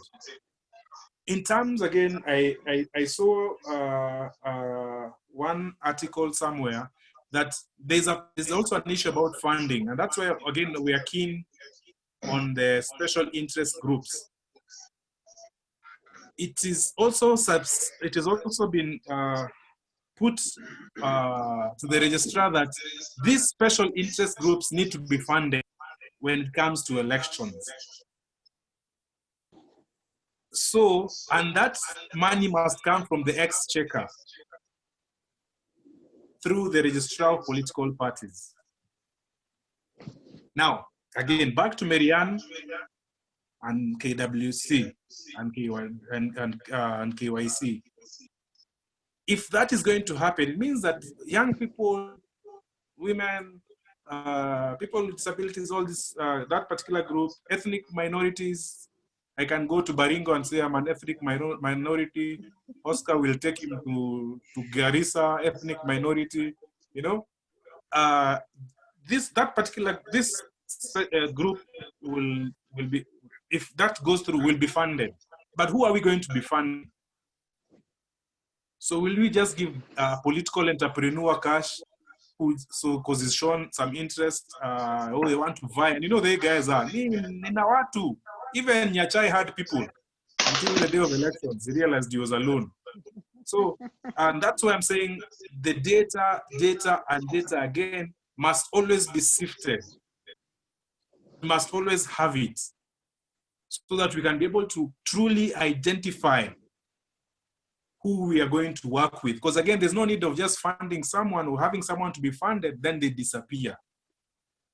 Or they don't really articulate our issues. Because for example, right now, what we've been talking earlier, if we have issues that we want to articulate in the different houses, who are we going to use? Because these are the people who have to articulate our issues. And then of course, for issues about cards, the conversation again is ahead. Right now we're printing, the cards that will be printed will be different from the previous cards that we've held. Because again, we're trying to capture data because these particular cards must be used for nominations. So that is a system that is being put together. Oscar has been generous, the Jalu in him. He has a machine. And so we're working on the back end so that we can be able to print cards from the HQ, and then they will be distributed back to for example, if now back to the counties, from the counties to the sub counties, then from the sub counties to the wards and vice versa.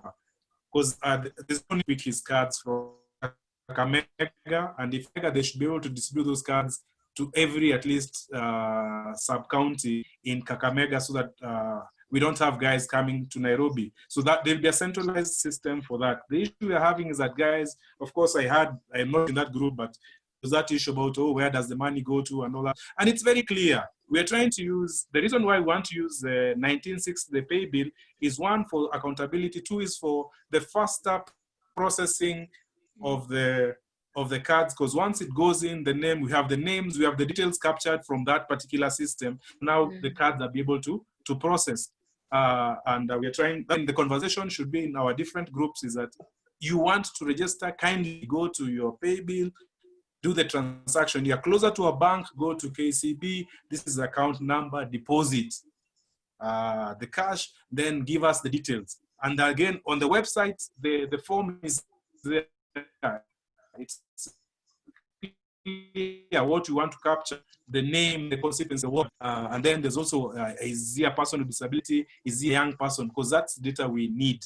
And that once you get that data with system, it works at the back end, so that once the cards are produced, you know that you have 100 cards for Madam Chania in Yambu, and then Madam Chania will look and say, okay, these are for Thika, these are for Juja, and like that. So these are things, Ruth, that are ongoing, and not just talk, but this is happening as per tomorrow. We should be able to churn out cards. And again, where the problem has been is now when guys pay with the pay bill, is that messaging that comes back. But again, we've tasked Manasseh to talk to one of our partners, and also to Joshua, talk to one of our partners and see how do we, because that backend needs to be paid for.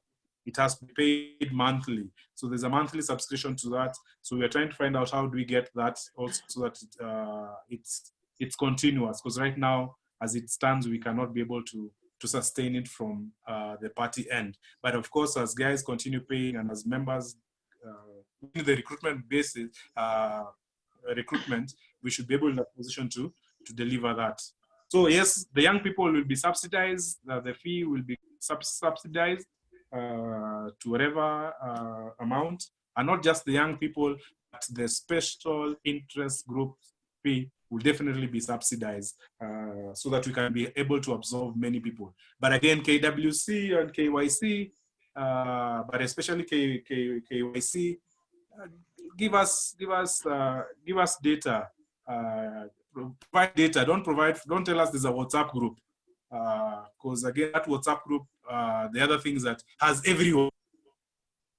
So yes, it's good to have all those guys, but again, we have to narrow it down to realistic numbers and to people who we can actually now start engaging from a membership. Joshua will tell you that one day we went to Baringo, and in Baringo, a whole Kanu meeting, we only had 3 people.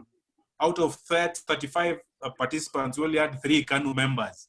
So there are discussions that we can't have with everyone else.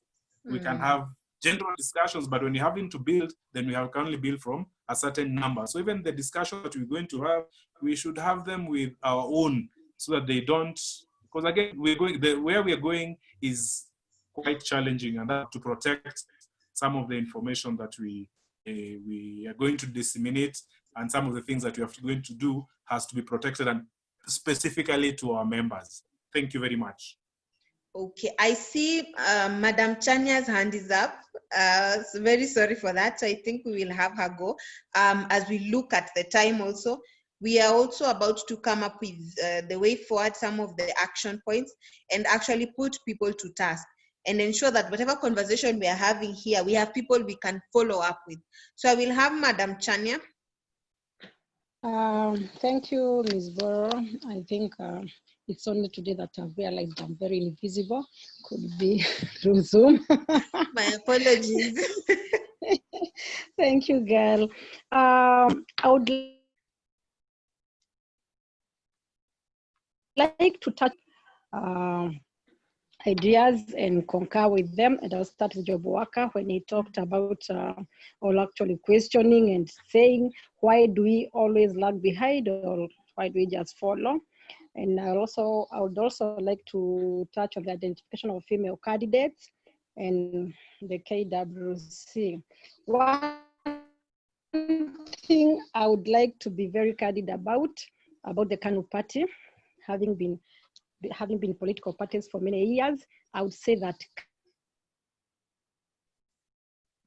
Kanu very well, not on a matter of just a kawaida appraisal, but after several of my analysis.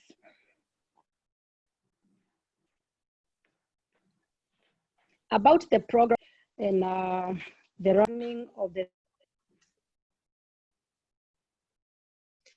Sorry, Madam Chania, we seem to be losing you. I would like us not to be people who... Oh, you're losing me. Am I back? Can you hear me? Can you? Yes, we can hear you now.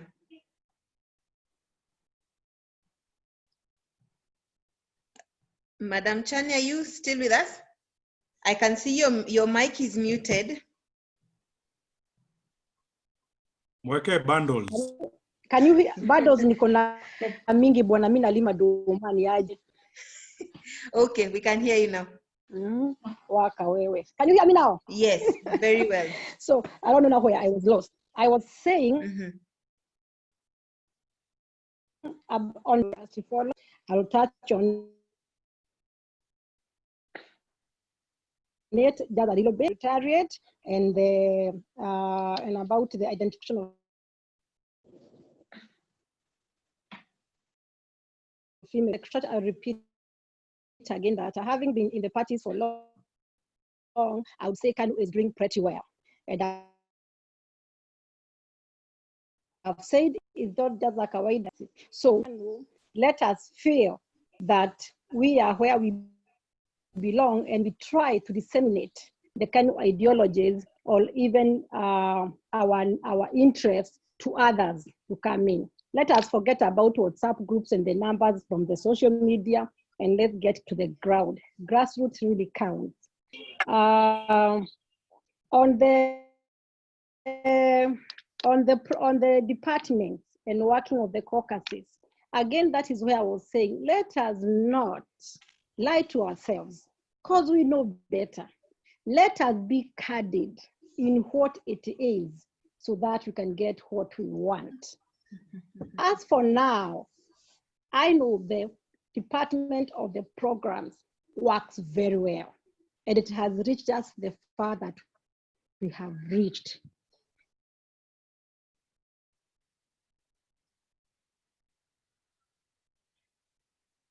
Can we have other Joshua and your team? You does good work. But let us have other departments working.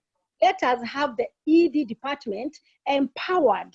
Let us have a few staff, because when we get a few staff working, even people will need to be asking questions. What does this money go for? What does this? Let us have staffs for Kanu party staffs. Let us have an accountant. Let us have a secretary. Let us have a structured office, so that all other head of departments can feel working. Let us have a working structure or a human resource structure. That is something that can give confidence even to members, not to just any other person. Let me go to identification of candidates, and kindly allow me to touch on where I understand it better. I'll touch on the KWC. Let me agree on the structures and the launching of the counties. We have done very well. Again, thank you to the program department and our partners. But let us KWC as a caucus reach to the grassroots, not just going to launch a branch, and then we go and we go and we go. Let us reach the grassroots. Let us work with the grassroots leaders who are there, so that they can help us to establish our incoming interested aspirants, and so that we can be able to nurture them, such that if I can be asked, Kiambu, you have 60 wards, can you be able to provide to us, Madam Chania, 60 MCAs who are interested in Kanu, or people who are interested in Kanu? Can you be able to give us 12 candidates for member of parliament and the counties and the rest? So that is a gap that is there, and this is something that, like Marianne said, that we can be able to sit off the cuff as a caucus and agree on how to go about it. If structures are strengthened, if a county is strengthened, I don't need even to talk about the wrongs for the secretariat or the wrongs for the headquarters. No, I have my business at the county level. Let me build the Kanu at the county level. But we cannot Kanu. The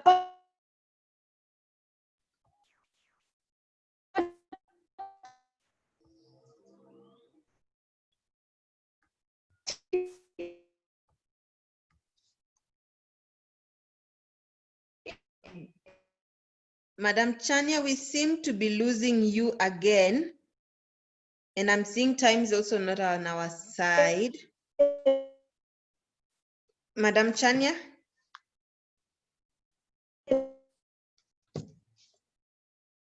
Okay.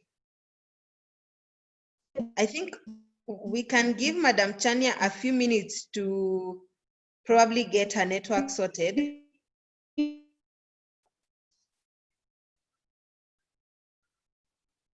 I think we'll give her a few minutes to get her network sorted. So Madam Chania, I will be coming back to you. And even as I prepare to come back to you, I just want us to now begin to come up with a way forward. And I'd like us to think of how do we move forward from now on? Because based on the discussion on, the party's position on some of these issues, and the fact that we realize we are not familiar, or rather we need to be familiar with some of these processes. So we need to discuss a way forward on the above pieces, on those pieces of legislations, and possibly come up or rather discuss the possibilities of submitting a memorandum. And I know Kidi and team will come in very handy here. We also need to consider the relevant committees. Do we need to come up with committees to be in charge of some of these other things? And we need to also discuss some of the strategic entry points that we can continually, participate in the conversation, inform and shape this process. I'd also like us to come up with action points and timelines that we can be able to help steer the relevant party commitments and party committees the right direction. So we will be coming to that. So I hope we are getting ourselves conversant with that. But before we discuss that, there's just one last issue I would like us to tackle just before we discuss that. And what I'd like us to tackle is the implications of the coronavirus or the COVID-19 pandemic in some of these important processes. And we know that we've had let me not say an unproductive period, but we've had the past 2 months now have been quite, or 2.5 months have been quite difficult, and a lot of things have been limited. And we had some of these processes that we are coming. And as I pose my question, I think I'll start with Madam Chania so that she can continue with where she left from, because I see she's back.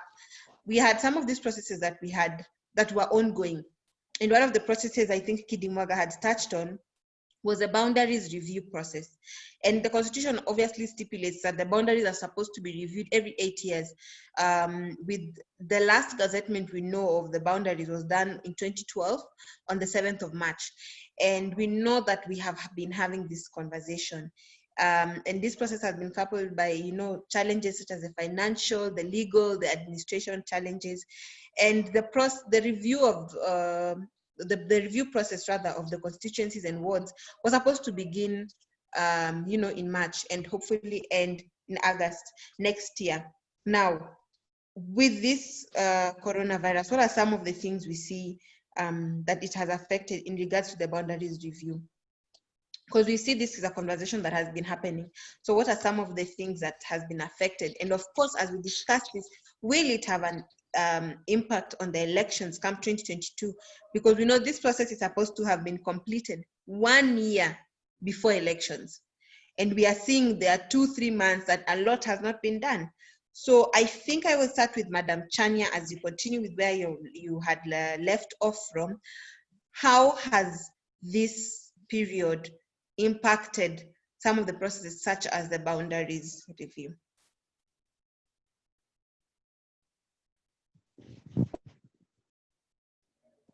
Madam Chania, are you able to hear me? I can hear you well. Okay.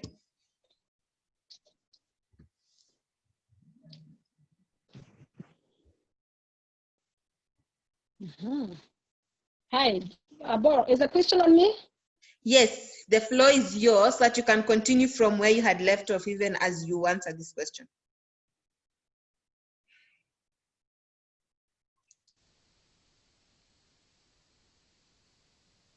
I was talking about is the membership and saying that, yes, it's right, we need to review the membership so that we can be able to have different citizens get different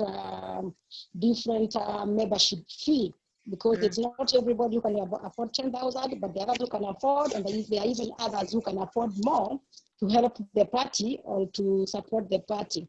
So I think I've had the election of candidates. Let us get to the grassroots and support the grassroots leaders. I have WC and KWC, we have agreed, we don't want to lie to ourselves. Let us get on the cup and discuss our own matters there and know how to operate it to success.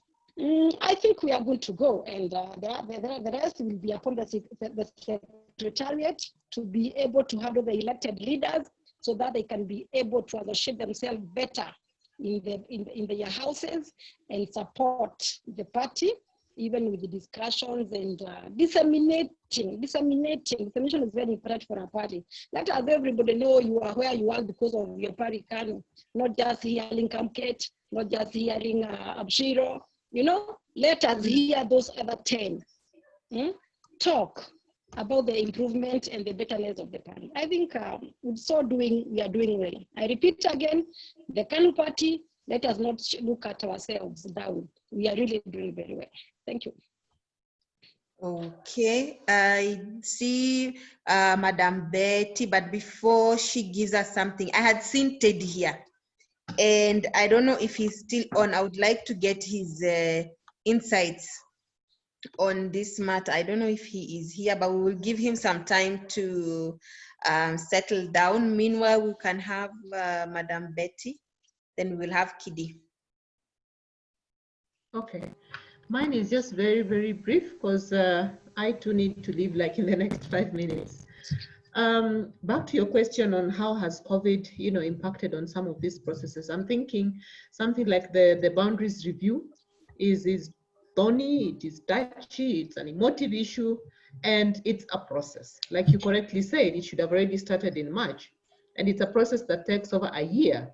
And a big chunk of that process entails public participation, which now cannot happen because of the COVID-19 in terms of like physical. People can do public participation, virtually, but how practical is that if you need to review a boundary in Turkana or in Wotogik village where I come from? So I'm thinking that this is one of those issues that may get us to a point of talking as Kenyans as to whether we may want to review the, because this cannot happen until IBC is fixed. Let's start from there. After IBC is fixed, then is when this thing can happen, but this is also dependent.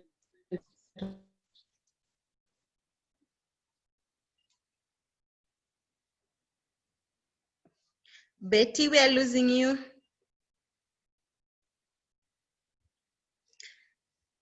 We seem to have lost Madam President.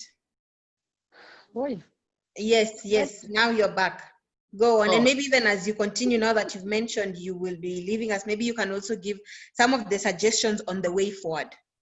Yes. So quickly on the way forward, I'm thinking today we talked internally to ourselves, and we need to do this, more often and ensure that we have every person who needs to be in the conversation to be in the conversation. Let's get a copy of the submissions that the Kanu party made, and I'm thinking call another such meeting so that we do justice to the conversation around the referendum and the BBI submissions. And I will agree with Madam Chania that I think now is the time for us to do what we know best in terms of mashinani mobilization for support for the party. Otherwise, according to me and according to what I'm hearing in the ground, we are not badly off as we think. We are actually moving in the right direction. We just need to put a little more effort. Okay, I will have Kidi. Then I see Atieno's hand is up and I see Teddy is back. So I will have Kidi. So Kidi, as you talk, maybe you can also just give us a way forward, because after this, we will be having the action points as the final discussion, and then we will have CMD. So maybe you can give your way forward on that. Just to repeat, I see Teddy is back. And I see we have a few people who have also just rejoined. So we are talking about implications of the COVID-19 pandemic in important processes. And we are looking at the boundaries review process that was to begin in March of this year and end in August of next year. We are looking at the voter registration, bearing in mind that IBC was targeting 22 million voters from the previous 19.6 million voters. And we know they have done a test run in Kitui.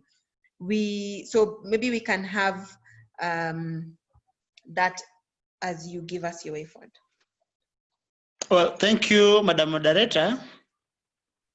In the era of COVID-19, most of us are now making peace with the fact that it is the new normal. So I know that, as Madam President has pointed out, that public participation is going to be greatly hampered with. And public participation is one of the critical principles of governance by dint of Article 10 of the Constitution. So it therefore means that going forward as a country, we need to figure out the modalities on how to agree on the boundaries, especially being an emotive issue, COVID notwithstanding. On the way forward, especially internally as a party, we need to, there is something that Job Walker said that is very critical. When we have subcommittees within the party that are not then functional, it undermines the credibility of the party, because if these committees are working, for instance, on these bills, we would now have been having working documents from which we could benchmark on and work with and have something to present to relevant agencies. Thank you. Okay. Thank you, Kidi. I think I will have Atieno next. She had her hand up. Atieno. Okay, thank you, Ruth. Can you hear me? Yes, we can hear you. As the previous speakers have said, I think for me, it's really the communication that I would love to be improved, so that all the various positions in the various legislation that we have gone through, the various party positions can be communicated clearly, so that even as we try and create working documents for the party, we know that this is the position of the party, and we do not have doubt on anything that is being created. Yeah, that's my contribution. Okay, I see Marianne had her hand up also. So Marianne, maybe you can go next. Okay, so for me, I think as a way forward is, first of all, as we've gotten a chance by, thank you CMD for giving us an opportunity, and for me particularly for praising us on these new bills. And I think it is our responsibilities as leaders I, as a KWC leader and others also, to be able to share the same with the teams. So as a way forward, I think we need to appraise our members on these issues that are ongoing.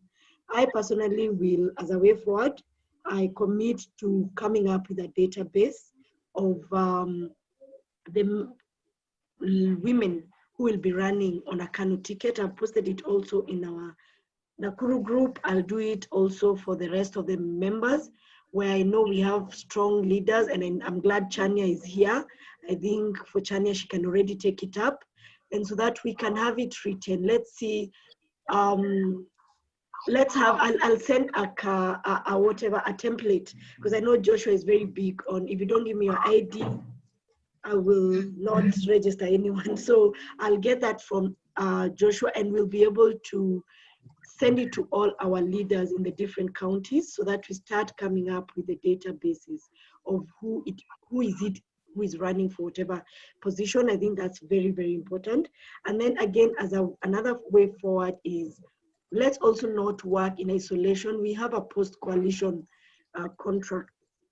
It has happened in this COVID time. Post-coalition agreement with the government, and I think we need to think of opportunities that can emerge. One of it is that we are now more popular. I'm a marketer, so we are now more popular than before. So what is it that we can do to take advantage of this opportunity to register our members? And maybe that is something Swaka can look into, because now everybody's talking about Kanu. We've been given a chance to, we've been sold, like tumeuzwa literally. So I think it's a high time we also now start registering members and see, as you said, you have a mkona mikakati ya venye tutafanya. Let us know, let us share it with our members, and let us move, because you said you already have it. And then also, in this post-COVID, I had Kidi say that we might be forced to be more than ever involved in the boundaries review. And I think as a way forward, tumesemekana sisi ni watu wa kufuata after it's been done.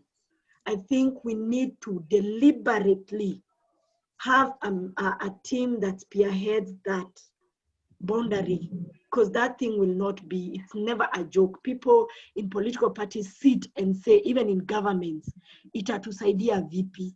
So we need a team, whether it's Kidi's team, the policy team, and or any other team that will particularly look into this boundary thing and how we benefit as Kanu, where we know, like Baringo or Molo or any other area where we have interests. How do we make sure that we maintain, to make sure sisi bado tuko na the specific boundaries that we need, because we really need to be proactive in this. Otherwise, watu wataenda wajipiganie, sisi tuachwe Kanu, all the seats that we're interested in, zimesha dissolve, zika disappear. So we really need a team on it. And now that we're in government, we must take advantage to see that this policy team, its voice is heard in where it matters. And then now for the lastly, for me, and I think you all agree with me, our post-coalition, because now I'll have to talk about it, because that's where we are now.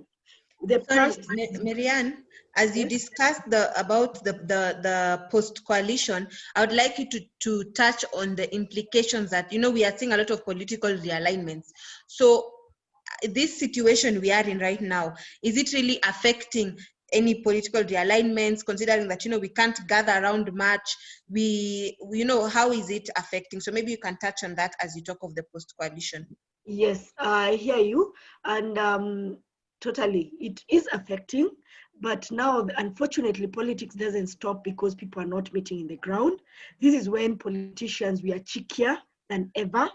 So what will be happening, it's a lot of boardroom. Hapa vita itakuwa kwa boardroom. Na hiyo boardroom, that's where we need to be. Where we can take advantage of the masses in terms of recruitment, tumeuzwa, we can. But now the battle goes to the boardroom, because you can be guaranteed politicians will not sit and wait for COVID. Whatever they can do right now with COVID, they will do. So one of the things that I was saying is that history, recruitment, more than ever we need to build our base. Tumepewa advantage ya kuuzwa. So we need to build our base more than ever. And then now what we were saying about boundary, what I just said about boundary committees, we need akina Kidi's team, hiyo ya policy, juu ndio iko na lawyers wengi, akina Kim Kung, akina hao. Me personally, like kwetu Molo, will have an issue. There are issues, kuna games you chase on a mambo ya boundaries, and I'll be briefing them. We need this team where it matters more than ever. Anything that affects Kanu today, we need to make sure we have our representatives in those boardrooms. And we are all politicians, mimi nitafikiria hiyo moja, mwingine atafikiria ingine. Let's make sure we have our teams in the boardroom fighting for our cause, whatever that cause is. So yes, COVID definitely will affect, but politicians will be as cheeky as ever. There are decisions that will be made, and if you're left out now, utaachwa kabisa. Thank you, Mary Ann. We are coming back to you. There's an action point you have given. But before that, I would like to have Teddy. Teddy, you have had your hand up. And as you do that, please answer, because there's an action point Mary Ann has given us. And she has told us, just let me bring it up. She had said that she will come up with a database of women vying. So that is the action point, and the person responsible is the KWC National Secretary, which is Mary Ann. She's yet to give us, a time frame or how often she will be submitting this. So Teddy, are you also able to take this up from the youth office, even as you give your input? Thank you, Ruth. What am I supposed to talk about? Teddy, utanunulia watu chai. You're joking. Basically, I'm sorry, I missed part of the conversation. I've been up and down. So I'm just catching up for the pole, yes? Basically, we are looking at the way forward right now. We have discussed a number of the bills, and we have realized we are always being left out. Now, for the period that is left, and in the run-up to the 2022 elections, we are looking at how do we ensure that we still stay relevant in these conversations that are going on about these processes. How do we make sure that we are able to comply with the bill that requires us to have the amount of women and young people and, the special groups. So as the KYC secretary, because we have seen the KWC secretary, Mariana said she's going to give a database of women who are ready to vie. And of course, this will really help his job workers team. So maybe from the office of KYC, how are you also able to come up with this database, and how often are you able to brief people on this? And there's a question of the recruitment. Angela had said that in the Jukwas, you've been able to recruit people here and there, you've been able to identify candidates, but job worker maintains that he hasn't received this. So maybe you can also discuss on how often you can be able to give a report, because we're trying to seal some of these loopholes, even as we discuss the way forward.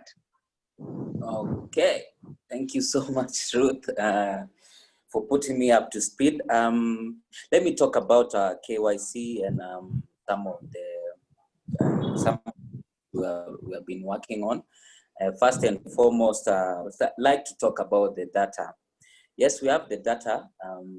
Through the Jukwas we have been going around, we have been able to get young people who are willing to vie with our party. So, and as we go on, we'll get more candidates who are willing to be part and parcel of the party. The data, I think I've shared some of the data with Oscar. Mm-hmm. And Joshua, they have some of the candidates who are willing to be part and parcel of. On the issues of policy, I think I followed part of the conversation, and I think you cannot do the same things and expect different results, because most of these things we have been talking about each and every time we meet, seminars, in conferences. And I think it's time, as leaders, both in KYC, both in KWC, both in the Secretariat, we need to sit down and have a candid conversation on the way forward of this party. Because if you ask me, there's no order in Kanu. Let me tell you guys, that's the truth of the matter. There's no order in Kanu. Just that we are doing things, but we're just grabbing things. We need goodwill from the top rank of the party. We need goodwill from the chairman. We need to sit down, chairman, and ask chairman, what's the way forward? What's the way forward about this party? Where are we headed? Because we seem to be doing things, but tuko tu, tunafuata tu ni kama tu unakunywa maji moto tu, you understand?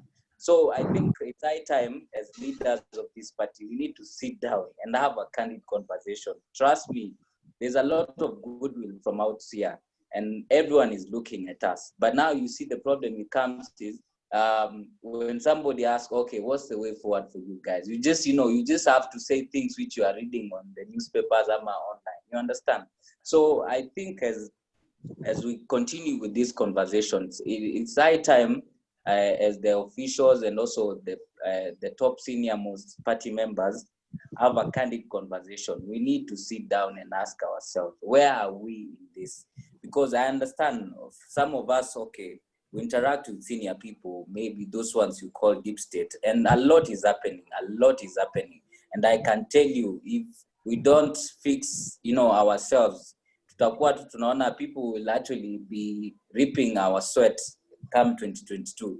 So these are some of the conversations we need to, to sit down. We can talk about good policies, good, good things to market the party, registration, what. But if we don't have, how are we going to execute these things? The execution plan. Do we have goodwill from the chairman?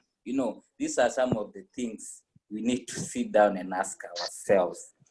On the issue, you talked about what else, Ruth? I'm sorry, I'm a bit mad. Who? Well, I hope it is not Oscar that is annoying you, because I can hear his voice in the background, but we need a commitment from you. We need to know, number one, this database that you are saying, job worker has not received it, and he says it's a conversation that he's always being told that the list is there, we have structures. So how soon can he have these structures? Because remember, he needs to start, separating, the aspirants. He needs to start keeping people on the loop. So how soon, we need a commitment from you, how soon are you able to publish him with your list? And how often are you able to give him a database of the young people that are vying? Okay, and I know I had this conversation with job worker mid last year about the structures and the national youth structure. I think we are trying to finalize, on getting, because you understand most of the people who are part of these structures, some have actually moved to other parties. So we are trying to finalize and get a full structure of all the 42 counties and also at the national level. So maybe post-COVID, I will be able to share the data with job worker. So I urge him to just be a bit patient. I know time is not on our side, but also as a youth league, we are doing our best to make sure we beat the deadline, and also we get as many young people to be part and parcel of the party. Okay, thank you. Yeah. So I want us to wrap up in the next 15 minutes. So I'm going to take us very quickly through some of the way forward that we have discussed. But before I do that, I would like Kidi, in 2 minutes, tell us the committee for the Policy and Legal Affairs Committee. Now, people are not up to date with what you've been doing. When Yes. are you able to brief members of what you're up to, and get the documents at least to HQ so that people are able to go through this? We would like some commitments from your end, and so that we can be able to put them down as some of the action points. Well, one, the number of, we had the document on the party's position on the BBI process, where a number of recommendations, including but not limited to the reforming IBC, were discussed. And therefore, this document can be availed in the members' emails as in the next 1 hour, and have a hard copy available at the head of at the HQ, so that members can bring them, can appraise themselves on the position of the party. Okay, good. Over and above that is that, with the blessing from the Secretariat, the Policy and Legal Affairs Committee can have a subcommittee to come up with a skeleton on a number of these issues, like the memorandum on the referendum bill, on the IEBC bill, and on broad strokes on the way forward on how to engage in the entire process that is the referendum. Okay. Thank you. Sorry, so what time frame should we give for that? Do we say next, by end of, in the next 3 months, or in the next 2 months, or what time frame would you like to complete all that? No, it's the document that the document I'm talking about is ready. Yeah, I know the document that is ready is the document that was the submissions that your team did. But Yes. what I'd like to know is, which you have said you can give the soft copy by end of today in the emails, and probably have the hard copy end of this month. Yes. But what I would like to know is, now members need to be briefed on the different processes that have happened, and they need to be briefed on where they can have their input. I mean, Marianne, for example, needs to know what does she need to look at, or what from the women's side, what do they need to prepare themselves with in regards to this new bill. Job worker needs to know what is the threshold they need to meet. We need to know, are there any other bills that are have been gazetted that maybe members need to know. So how long can we give you so that you can reconstitute your team, discuss this, come up with a document, or maybe come up with something that you can brief members on. Then from there, maybe we can organize a quarterly or a monthly brief from your team. We are trying to avoid this fragmentation and lack of communication that we have seen, just so that members are up to speed. So how long do you think we should give you? I think if we give us 7 days to reconstitute ourselves, deliberate on these matters, and then report on the way forward in the next 7 days. Good. Okay. I see Atieno's hand is up. I think I would like her to chip in because I know she's in the same committee. Atieno? Atieno is a member. Yes, I see her hand is up. Yeah, thank you, Ruth. I agree with what Kidi has said.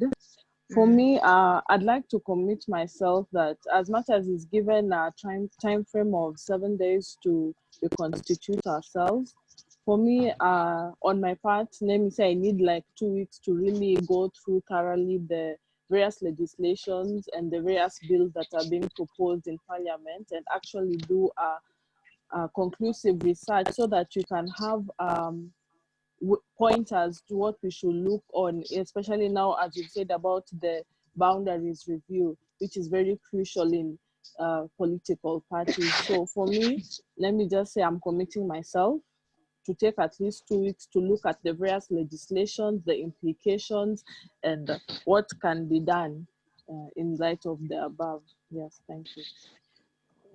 So I think we can give your team maybe a month to deliberate, go through this, and then give us feedback. I think that will be enough for your end. I don't know if Madam Chania has her hand up. No, please. Okay. So as we wrap up, there's still one person who needs to give us, I don't know if he needs to put his, he needs to give his contributions. Manasseh, we had given you a few minutes. You okay? All right, so I will take us through the way forward, the suggestions on the way forward very fast.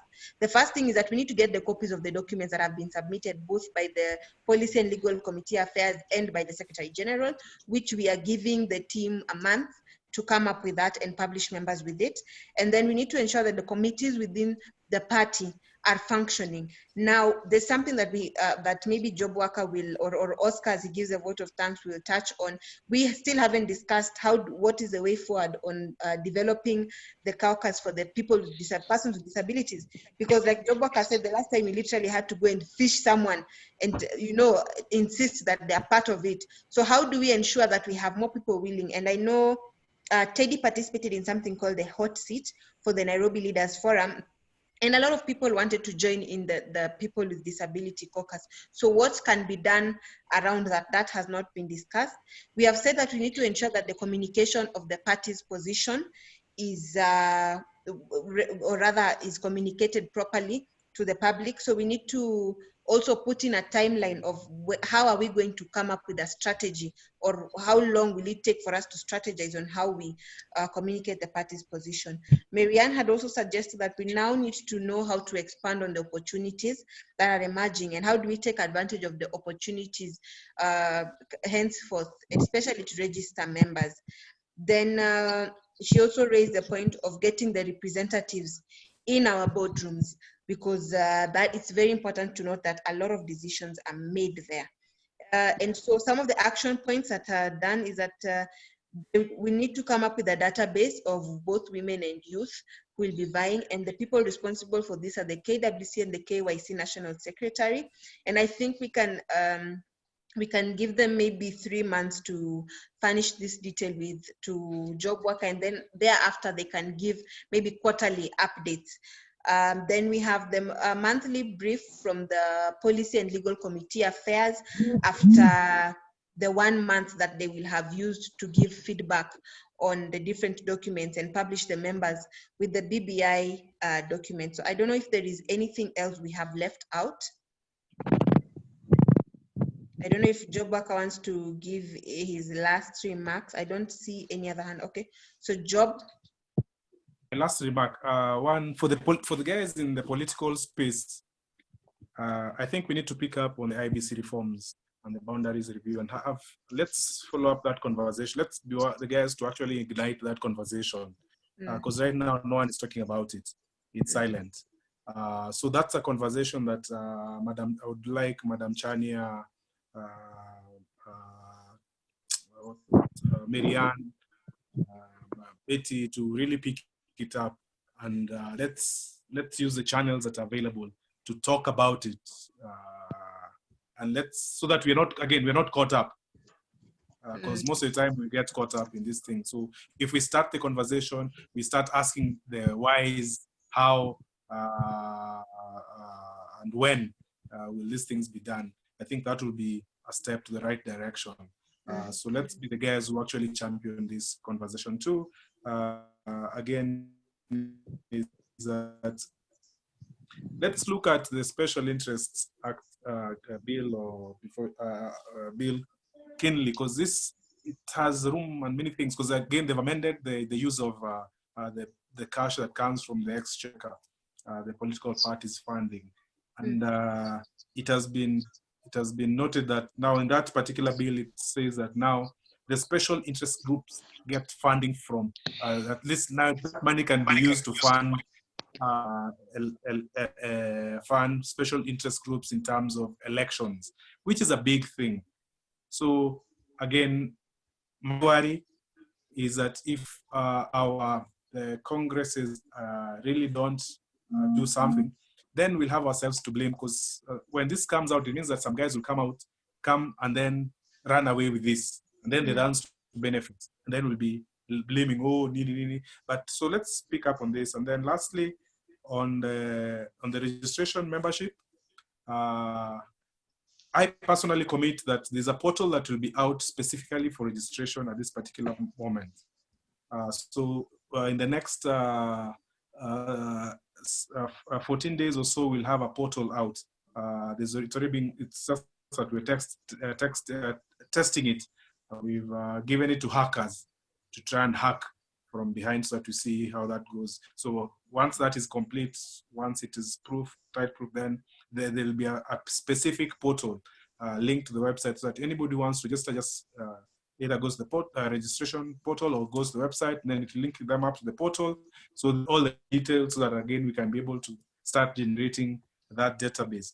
Then hopefully with Manasseh and Joshua, we are hoping that we'll be able to have at least not even mid, by the end of the month, hopefully, no, by the mid next, we should have the USSDs running. So that's at least one of the things that at least would like to commit to, that at least when Marianne talks about registration, and that's a conversation right now, oh, we want to register, at least the easiest that we can start with is a portal. So once the portal is out, we'll sambaza it, so anybody who wants to register let them go online. The reason why we want USSD is that anybody in mashinani who doesn't have internet and has even a kabame can use to register. And once they've registered, they're giving us the ID, they give us the account and all those things, then they can be able to get their membership details done. So that, to me, that's my take. But again, for the guys in the political space, let's run away with this thing and let's keep up table. And like, for example, like in Alangatu, also in that particular space. And that's where the young people also again take that's how we'll get onto those boardrooms that Marianne is talking about. But you see, you cannot be invited in a boardroom if you're nowhere. So for example, today, if you asked, hey, who is the guy you can pick? I'd say pick Langat, because at least he's there, he's outside there, he's championing a cause. Because again, since that is his space, let him run. Let us run away with those spaces so that we're not left out in what is happening. God bless us all. Keep us safe. Stay at home. Where? Joshua went home. Okay, thank you. I believe we have exhausted all the questions. I don't see anyone else's hand that is up. So you will allow me to now hand over back to CMD before Oscar gives us the vote of thanks. So we'll hand over to CMD.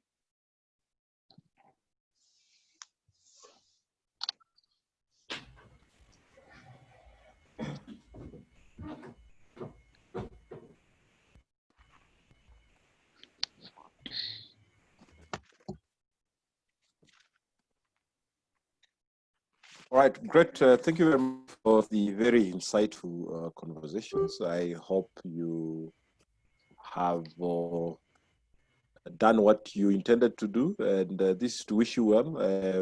We have also listened in on the number of recommendations and the way forward that you came up with. So our program team, and of course in touch with the representatives of Kanu and the Secretariat of Kanu, we'll see how to move forward and possibly intervene resource-wise where we are capable.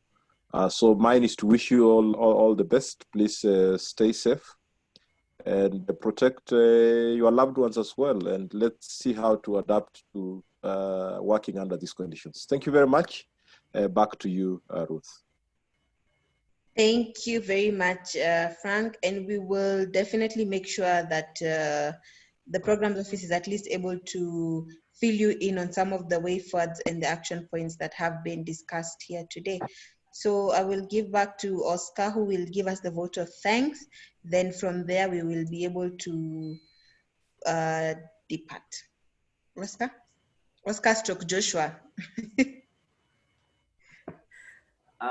Okay, good afternoon, everyone. Thank you. I think I just want to first of all say thank you to everyone.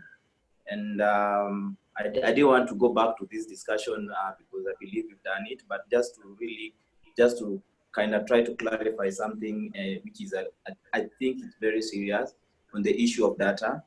And I would say that basically like, for instance, what KYC guys as Teddy was trying to put it, yes, he might be right. He did put some data across to us, and the data what he's actually talking about is basically the list of participants, which I agree is data.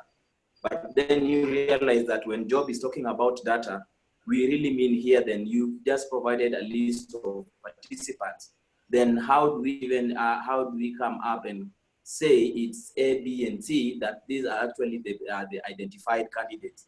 We don't even get kind of like a report on, because we discuss issues. When KYC goes out there, we discuss issues, which I believe we should even be reporting back that these are the things that you guys discuss out. And so you know what I mean. And then that's what when Job comes out and says data, he means data and not basically the list of participants. You give me that, I'll definitely put it in our file, and then that's it. So let's kind of open up and look at it in the bigger perspective on what Job is actually saying. Having said that, I think first of all, I would just to really thank CMB. They've really been good partners to us, and for having given us a chance to have this conversation again. So thank you very much to CMD. Number two, on the party leadership, actually we had their blessings, and you realize that there was also a little bit of short of notice in regards to this meeting. This was because of here and there, how trying to get people. So and Joshua really tried up and down and trying to put them together. This is Khan, Eddie, and everyone, but some of them you saw are here, like Elizabeth Kinkung, who are here. So they gave their apologies. I believe they were also in another meeting. That's why they were not here. The last person who actually, that is the executive director, at some point really tried to be in so that he could leave for the other meeting, but it wasn't possible. So the party leadership really were aware of this meeting and actually gave their blessings in regards to this. Then again, we got greetings again from our Senator Abshiro, who actually spoke with Joshua just prior to this meeting, who actually sent greetings to all of us. So having said that, I would just say that we really had a robust meeting, and I really loved it. It's when we speak honestly. So I believe that the party leadership at this point who are still here, Joshua, Job Walker, I can see them here, will also take it to another level. So I believe that whatever it is we guys discussed here and came up with really will be taken to another level and given a hearing or ever being considered. Otherwise, thank you all. God bless you. Stay safe. Back to you, Ruth. Okay, thank you, Oscar. Thank you everyone for tuning in and for participating. I believe we have come to the end of this conversation. So we will be sending out some of the things that we have discussed just to freshen up your memory and just to make sure that you actually do the commitments or the action points. You commit the action points that have been placed here. So that was it from our end. I would like to wish everyone a good afternoon, even as we continue, and a very conscious afternoon as we use this period to catch ourselves up with some of the bills that we have realized we are not familiar with. So that is it from our end. Good afternoon, everyone, and we hope to see you again. Thank you. Good afternoon. So thank you, Bolo. You are a great moderator. Thank you. You are so articulate, girl.